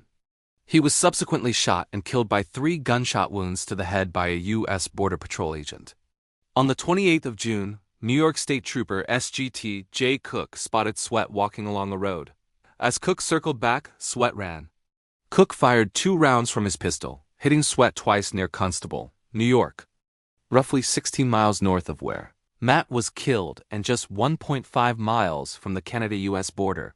In the aftermath, Sweat pleaded guilty to 2 felony counts of first-degree escape and was sentenced to an additional 3.5 to 7 years. Joyce Mitchell pleaded guilty and was sentenced to 2 1/3 to 7 years in prison. She was released on parole in February of 2020. Gene Palmer pleaded guilty and was sentenced to 6 months in jail, serving 4. The Inspector General's report, released in June of 2016, found that long-standing, systemic failures in management and oversight had enabled the 2 convicted murderers to meticulously orchestrate their escape. The story has since been adapted into a television movie and the 7-part miniseries Escape at Dannemora. The Maze Prison Breakout, 1983. In the long and often violent history of the British Isles, few events have so dramatically challenged the concept of an inescapable fortress as the Maze Prison escape. This breakout, which took place on the 25th of September in the year 1983, in County Antrim, Northern Ireland, was a meticulously planned and shockingly successful operation. Her Majesty's Prison Maze, also known as Long Kesh, was a maximum security prison considered to be one of the most escape-proof in all of Europe. It held prisoners suspected of taking part in armed paramilitary campaigns during the Troubles, with separate wings for Loyalists and Republicans. In what became the biggest prison escape in United Kingdom peacetime history, 38 Provisional Irish Republican Army, or IRA, prisoners escaped from H Block 7 of the prison. The escape was not without violence. 1 prison officer died of a heart attack during the chaos, and 20 others were injured, including 2 who were shot with guns that had been smuggled into the prison. For the IRA, the escape was a staggering propaganda coup and a massive morale boost, with Irish Republicans dubbing it the Great Escape. For the British government, it was a profound embarrassment. The official inquiry placed most of the blame onto prison staff, who in turn blamed the escape on political interference in the running of the prison. This event did not happen in a vacuum. IRA volunteers, regarding themselves as prisoners of war, had a long-established duty to escape. This included the Crumlin Kangaroos' escape of 1971, the Magnificent Seven, who swam to freedom from the HMS Maidstone prison ship in 1972, and the audacious 1973 escape from Mountjoy Prison, when a hijacked helicopter landed in the exercise yard. The 1983 escape, however, was in a league of its own. The prison was a modern fortress with 15-foot fences, 18-foot concrete walls topped with barbed wire, and solid steel, electronically operated gates. The prisoners had been planning the escape for several months. 2 key prisoners, Bobby Story and Gary Kelly, had started working as orderlies in H Block 7, which allowed them to identify critical weaknesses in the security systems. Most importantly, 6 handguns had been successfully smuggled into the prison. The operation began shortly after 2:30 post-meridium on the 25th of September. The prisoners seized control of H Block 7 by simultaneously taking the prison officers hostage at gunpoint, preventing them from triggering an alarm. By 2:50 post-meridium, the prisoners were in complete control of the block. A dozen prisoners took the uniforms from the officers. At 3:25 post-meridium, a lorry delivering food supplies arrived at the entrance to H Block 7. The prisoners, led by Brendan McFarlane, took the occupants hostage at gunpoint. At 3:50 post-meridium, the prisoners left the block. 37 men climbed into the back of the lorry, while Gary Kelly lay on the floor of the cab with a gun pointed at the driver. At nearly 4 o'clock post-meridium, the lorry drove towards the main gate. 10 prisoners, dressed in the stolen guards' uniforms and armed with guns and chisels, dismounted and entered the gatehouse, taking the officers there hostage. At 4:05 post-meridium, the officers began to resist, and one pressed an alarm button. When other staff responded via intercom, a senior officer, held at gunpoint, claimed the alarm was accidental. The prisoners struggled to maintain control as more officers, arriving for their shift, entered the gatehouse and were taken hostage. Officer James Ferris ran from the gatehouse, pursued by Dermot Finnecane. Ferris, who had been stabbed 3 times, collapsed before he could raise the alarm. At 4:12 post-meridium, the alarm was finally raised for good, but it was too late. After several attempts, the prisoners opened the main gate. Just as they did, 2 prison officers blocked the exit with their personal cars, forcing the prisoners to abandon the lorry and make a run for the outer fence, which was 25 yards away. By 4:18 post-meridium, the main gate was closed, but 35 prisoners had already breached the prison perimeter. Outside the prison, the IRA had planned a support operation involving 100 armed members. But due to a miscalculation of 5 minutes, the prisoners found no transport waiting. They were forced to flee across fields and hijack vehicles. The British Army and Royal Ulster Constabulary activated a massive contingency plan. 15 escapees were captured on the day. 4 more were captured over the next 2 days. Of the remaining 19 escapees, 18 ended up in the Republican stronghold of South Armagh. The Hennessy Report, published on the 26th of January, 1984, placed most of the blame on prison staff. The prison's governor resigned. The subsequent fates of the escapees varied.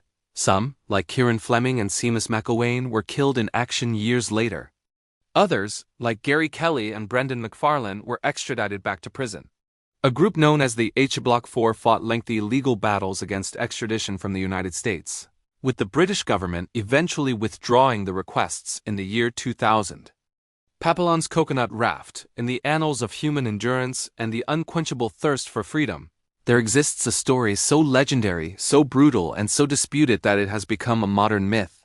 This is the tale of Henri Charrière, known to the world as Papillon, the French writer convicted of murder in the year 1931 and pardoned in 1970.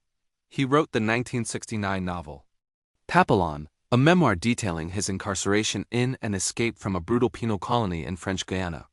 While Charrière claimed his book was largely true, modern researchers and released records suggest that much of the book's material came from the stories of other inmates, rather than from Charrière himself. Charrière always denied committing the murder, though he freely admitted to various other petty crimes prior to his incarceration. The version of his life presented in his semi-biographical novel is one of astonishing resilience. The book claimed that Charrière was convicted on the 26th of October, 1931, for the murder of a pimp named Roland Le Petit, a charge he vehemently denied. He was sentenced to life in prison and 10 years of hard labor.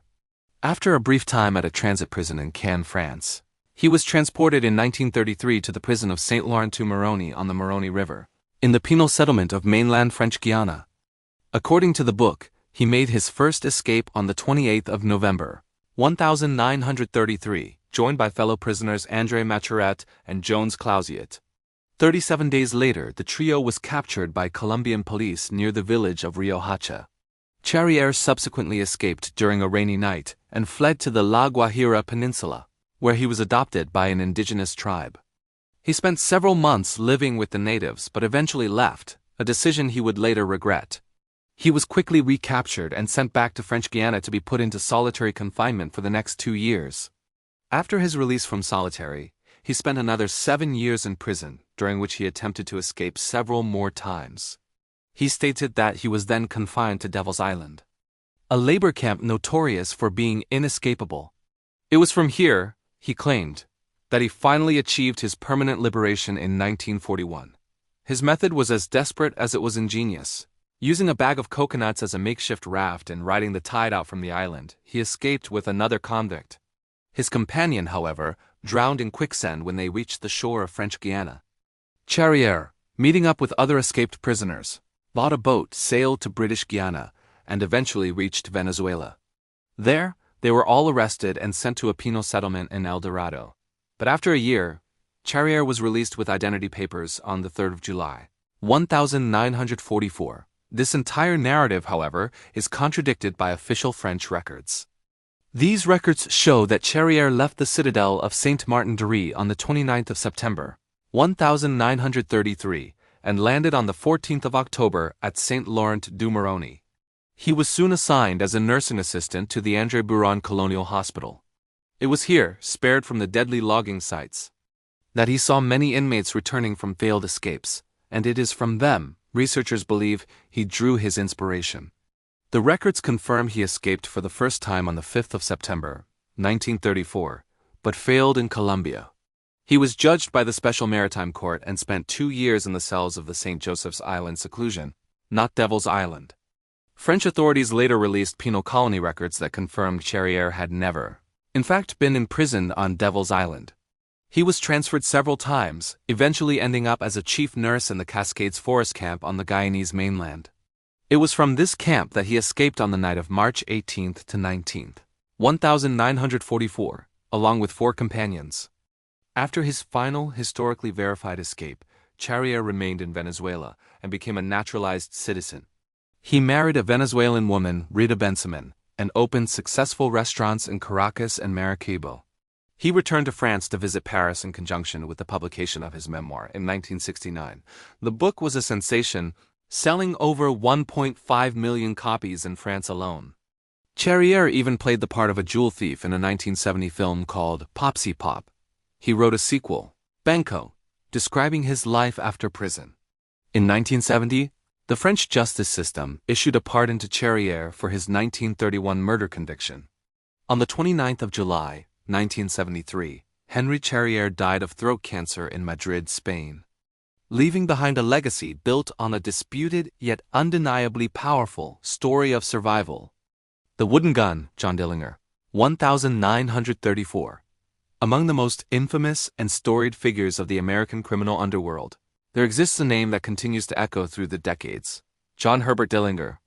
Born on the 22nd of June in the year 1903, Dillinger became one of the most celebrated and hunted men during the Great Depression. He commanded the formidable Dillinger Gang, a group accused of robbing 24 banks and 4 police stations with audacious precision. Dillinger was imprisoned several times, yet he managed to escape twice, cementing his reputation as a master of illusion. He was charged with, but never convicted of, the murder of an East Chicago, Indiana, police officer named William O'Malley, who had shot Dillinger in his bulletproof vest during a shootout. It was the only time in his notorious career that Dillinger was charged with homicide. Dillinger actively courted publicity, and the media, in turn, printed exaggerated accounts of his bravado and colorful personality, often describing him as a Robin Hood-type figure. In response to this growing legend, J. Edgar Hoover, the director of the Bureau of Investigation, or BOI, used Dillinger as a powerful justification to evolve the boy into the Federal Bureau of Investigation, or FBI, developing more sophisticated investigative techniques as weapons against organized crime. After evading police in 4 states for almost a year, Dillinger was wounded and sought refuge at his father's home before returning to Chicago in July of 1934. His end came on the 22nd of July, 1934, when local and federal officers closed in on the Biograph Theater, acting on a tip from Aina Kumpanok. As Dillinger exited the theater, agents moved to arrest him. He attempted to flee but was fatally shot, an act later ruled as justifiable homicide. Dillinger's journey to this violent end began in Indianapolis, Indiana. His father, John Wilson Dillinger, was a grocer described as a harsh man who believed in the adage, "Spare the rod and spoil the child." His mother, Mary Ellen, died in 1907, just before his 4th birthday. As a teenager, Dillinger was frequently in trouble for fighting and petty theft. He quit school to work in a machine shop. But his father, fearing the city's corrupting influence, relocated the family to Mooresville, Indiana. In 1921, the change of scenery did little to alter his rebellious behavior. In 1922, he was arrested for auto theft. In 1923, he enlisted in the United States Navy, where he was assigned to the battleship USS Utah. He deserted just a few months into his service and was eventually dishonorably discharged. He returned to Mooresville, marrying Beryl Ethel Hovius on the 12th of April, 1924. Unable to find steady work, he began planning a robbery with an ex-convict named Ed Singleton. The two robbed a Mooresville grocery store, stealing $50, a sum equivalent to roughly $917 in 2024. During the robbery, Dillinger struck a victim with a machine bolt wrapped in a cloth. They were seen by a minister, recognized, and arrested the next day. Dillinger's father, a local deacon, convinced his son to confess, expecting a lenient sentence. Instead, Dillinger was convicted and sentenced to 10 to 20 years in prison. His father, appalled, pleaded with the judge to shorten the sentence, but without success. It was in prison, between 1924 and 1933, that Dillinger truly developed his criminal lifestyle. Upon admission, he was quoted as saying, "I will be the meanest bastard you ever saw when I get out of here." He befriended seasoned bank robbers, including Harry Pete Pierpont, Charles Mackley, Russell Clark, and Homer Van Meter, who taught him the meticulous bank robbing system of Herman Lamb. After serving 9.5 years, Dillinger was paroled on the 10th of May, 1933. He immediately returned to crime, robbing his first bank on the 21st of June. After a series of robberies, he was captured and transferred to the Allen County Jail in Lima, Ohio. 4 days later, his prison-taught comrades, Pierpont, Clark, untransferred to the Allen County Jail in Lima, Ohio, and Mackley escaped from their own prison using guns Dillinger had helped smuggle in. On the 12th of October, 1933, they arrived in Lima, impersonating officers, shot Sheriff Jess Sarber dead, and freed Dillinger from his cell. This set the stage for the legendary Crown Point escape. On the 25th of January, 1934, Dillinger and his gang were captured in Tucson, Arizona. Dillinger was extradited to Indiana and taken to the Lake County Jail in Crown Point to face charges for the murder of Officer O'Malley. Local police boasted to newspapers that the jail was escape-proof. Yet, on Saturday, the 3rd of March, 1934, Dillinger, along with 15 other inmates, escaped. Dillinger produced a pistol, catching guards by surprise and leaving the premises without firing a shot. Almost immediately, conjecture began about the gun. Deputy Ernest Blunk maintained Dillinger had used a real pistol. Federal Bureau of Investigation files, however, indicate Dillinger used a carved fake pistol. Sam Cahoon, a trustee taken hostage, also believed Dillinger had carved the gun from wood, using a razor and shelving. In yet another version, according to Dillinger's attorney, Louis Pickett, an investigator named Art O'Leary claimed to have snuck the gun in himself. The truth remains one of history's most fascinating criminal mysteries, a testament to the chaotic legend of public enemy number one, the helicopter man, Pascal Payet. There are audacious prison escapes, and then there is the career of Pascal Payet, a French criminal born in 1963. Payet gained global notoriety not for a single escape, but for a stunningly repetitive series of jailbreaks that all shared one remarkable signature: the hijacked helicopter. Payet, who was initially sentenced to a 30-year jail term for a murder committed during the robbery of a security van in 1997, holds the astonishing record for planning the most helicopter escapes in history. His story is a cycle of breathtaking freedom, inevitable recapture, and unbelievable repetition. Payet's criminal career began in the 1980s, but his legend was forged on October 12, 2001. On that day, he escaped from a prison in the village of Lunins, in southern France, on board a hijacked helicopter alongside another inmate, Frederic Impoko. This aerial escape immediately made him one of France's most wanted men. While Impoko was captured just days later, Payet remained at large, demonstrating a remarkable ability to elude authorities. What happened next, however, is what elevated Payet from a simple escapee to a criminal legend. While still a fugitive, he organized another helicopter escape. On April 14, 2003, a hijacked helicopter once again descended upon the Lunins prison. This time Payet was not on board. He was the mastermind on the outside, breaking 3 of his former associates out of the same prison he had fled. The helicopter plucked Frank Perletto, Michel Valero, and Eric Alborio from the prison yard. This incredible act of returning to break his friends out sealed his reputation for audacity. The 3 escapees were caught 3 weeks later, and Payet himself was eventually recaptured. In January 2005, Payet was sentenced to his original 30 years for the 1997 murder. But the justice system was not finished with him. In January 2007, he confessed to organizing the 2003 escape for his friends and was sentenced to an additional 7 years in prison. He was also sentenced to another 6 years for his own escape back in 2001. By this time, Payet was one of the most closely surveilled prisoners in all of France. He was officially classified as a détenu particulièrement surveillé, a prisoner under especially high surveillance, and was placed in solitary confinement. To prevent him from forming connections or planning another escape, he was never kept at the same prison for more than 6 months. In December 2005, he wrote an open letter titled "The Saga of My Transfers," protesting these conditions. Despite these extreme measures, the helicopter man would strike again. On July 14, 2007, France was celebrating its national holiday, Bastille Day. Taking advantage of the holiday distractions, 4 masked men hijacked a helicopter from an airport in Cannes. They flew the aircraft to the prison in Grasse, where Payet was being held in solitary confinement.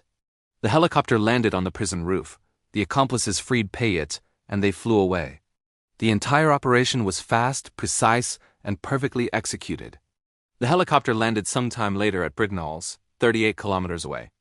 where Payet and his team fled by car, releasing the pilot unharmed. This third helicopter escape was a profound embarrassment for the French government. A European arrest warrant was issued, and a massive manhunt was launched. Payet's freedom, however, was once again short-lived. On September 21, 2007, he was captured in the town of Mataró, a suburb north of Barcelona, Spain, along with 2 accomplices. He was transferred back to French custody and imprisoned in a secret location. On April 8, 2011, the court system added to his already lengthy sentence, giving him an additional 5 years of prison for his 2007 escape.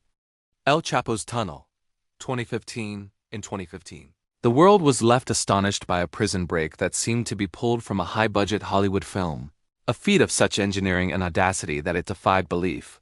This was the second escape of Joaquin Archibaldo Guzman Lora, the man known around the world as El Chapo. Guzman, the former top leader of the powerful Sinaloa cartel, was at the time incarcerated in the Federal Social Readaptation Center No. 1, a maximum security prison in Almoloya de Juarez, State of Mexico, thought to be one of the most secure facilities in the country. His escape on July 11th of that year was not a simple dash for freedom. It was a masterpiece of clandestine construction. The escape was made possible by a high-tech mile-long tunnel, a passage that had been built with stunning precision right under the nose of the prison.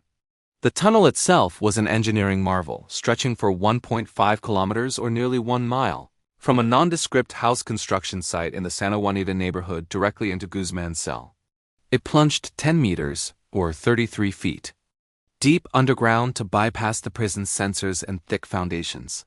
The passage was not a crude burrow.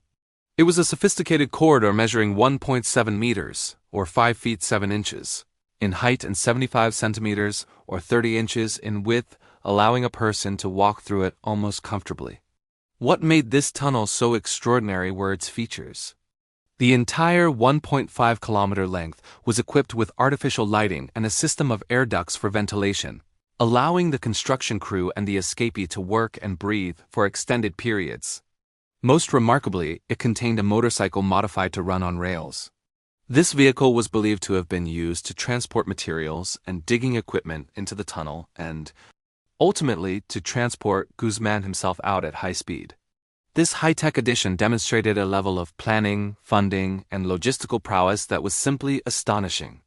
The escape itself was timed with perfect precision. On the night of July 11, 2015, Guzman was last seen by security cameras at 20:52 hours, or 8:52 post-meridium. He was seen near the shower area in his cell. This specific area was a blind spot. It was the only part of his cell that was not visible to the security cameras, a vulnerability his team had clearly identified and exploited. For 25 minutes, he was unseen. When guards, finally growing suspicious, went to check his cell, Guzman was gone. They discovered the hole in the shower floor, a perfectly measured opening that led down a ladder to the main tunnel 10 meters below. The discovery triggered one of the largest manhunts in modern Mexican history. The entire prison was put on lockdown. Flights at the nearby Toluca International Airport were immediately canceled, and soldiers occupied parts of the Mexico City International Airport.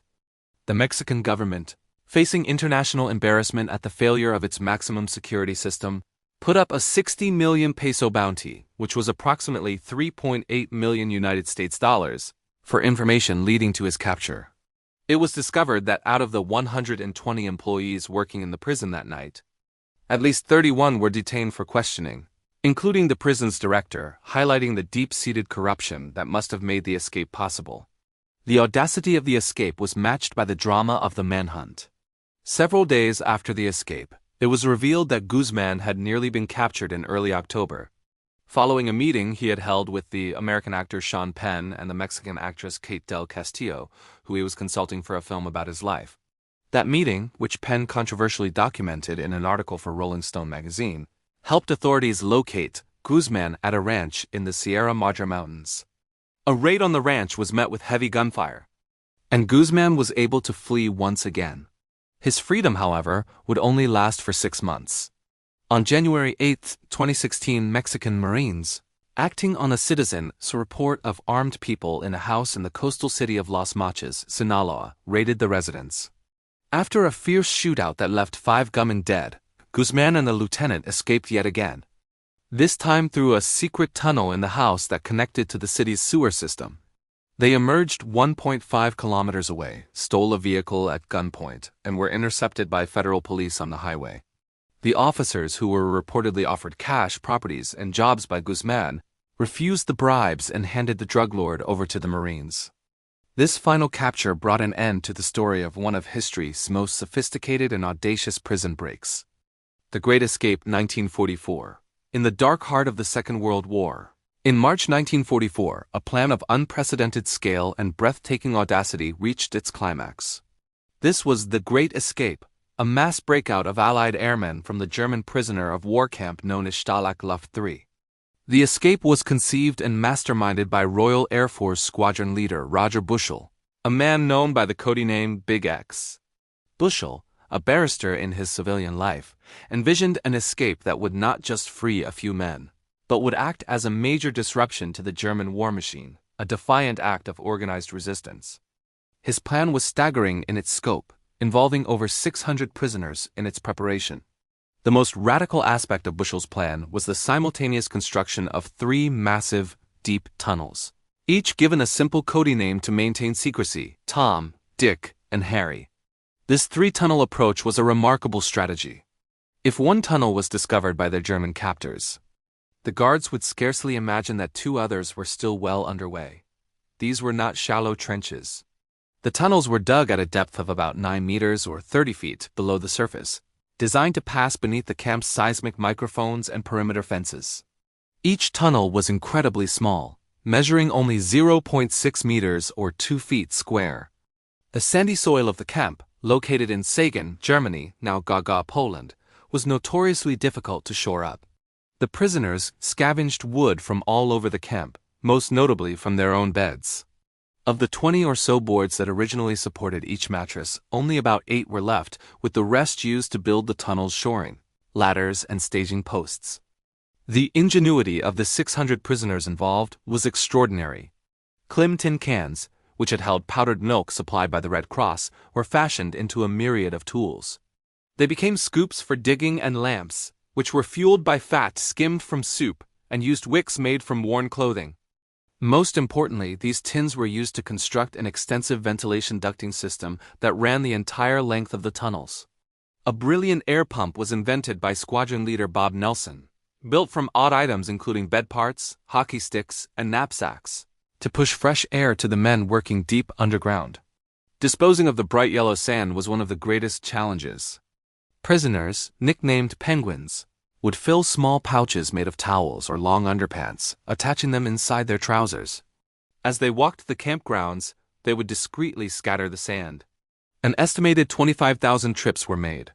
Later, when the Germans became too efficient at spotting this, the prisoners utilized a large empty space under the seats of the camp theater, which they had been given permission to build.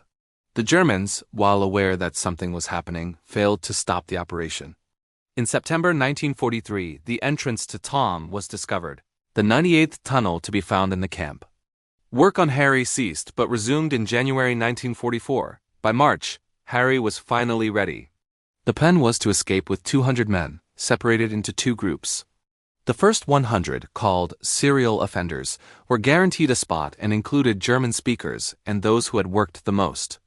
The second 100, the hard arsers, were chosen by lot and would have to travel by foot. The forgers, with assistance from anti-Nazi German guards, had created near-perfect replicas of documents, and tailors had fashioned civilian clothes from blankets and other materials. On the frigid, moonless night of March 24, 1944, the escape began. The attempt was immediately beset with problems. The exit trap door of Harry was frozen solid, delaying the start for an hour and a half. Then, a devastating discovery was made. The tunnel had come up short. It did not emerge within the cover of the nearby forest as planned, but just short of the tree line, perilously close to a guard tower. This meant the escapes had to be reduced from 1 every minute to about 10 per hour. At around 1 o'clock anti-meridian, the tunnel itself collapsed and had to be repaired. Despite these challenges, 76 men crawled through the 102-meter-long tunnel to freedom. At 4:55 anti-meridian on March 25th, the 77th man was spotted emerging by a guard. The escape was over. The 76 men were now the subject of a massive nationwide manhunt. The escape's tragic and defiant spirit was sealed in the days that followed. Of the 76 men who had tasted freedom, 73 were recaptured. An enraged Adolf Hitler initially wanted every single man shot. He was eventually persuaded to only shoot more than half. The final terrible order was given to Heinrich Himmler. 50 of the recaptured airmen were to be executed. These 50 men, including Roger Bushell himself, were murdered singly or in pairs by the Gestapo, a horrific war crime. Of the remaining captured men, 17 were returned to Stalag Luft III, 4 were sent to Sachsenhausen concentration camp, and 2 were sent to Colditz Castle. In a remarkable testament to the human spirit, only 3 men successfully made it to safety. Per Bergsland and Jens Müller, 2 Norwegian pilots, escaped together to neutral Sweden. Bram van der Stok, a Dutch pilot, traveled through occupied Europe with the help of the French resistance and found safety at a British consulate in Spain. The Great Escape, while ending in profound tragedy for so many, remains one of the most astonishing, defiant, and inspiring stories of ingenuity and courage in military history.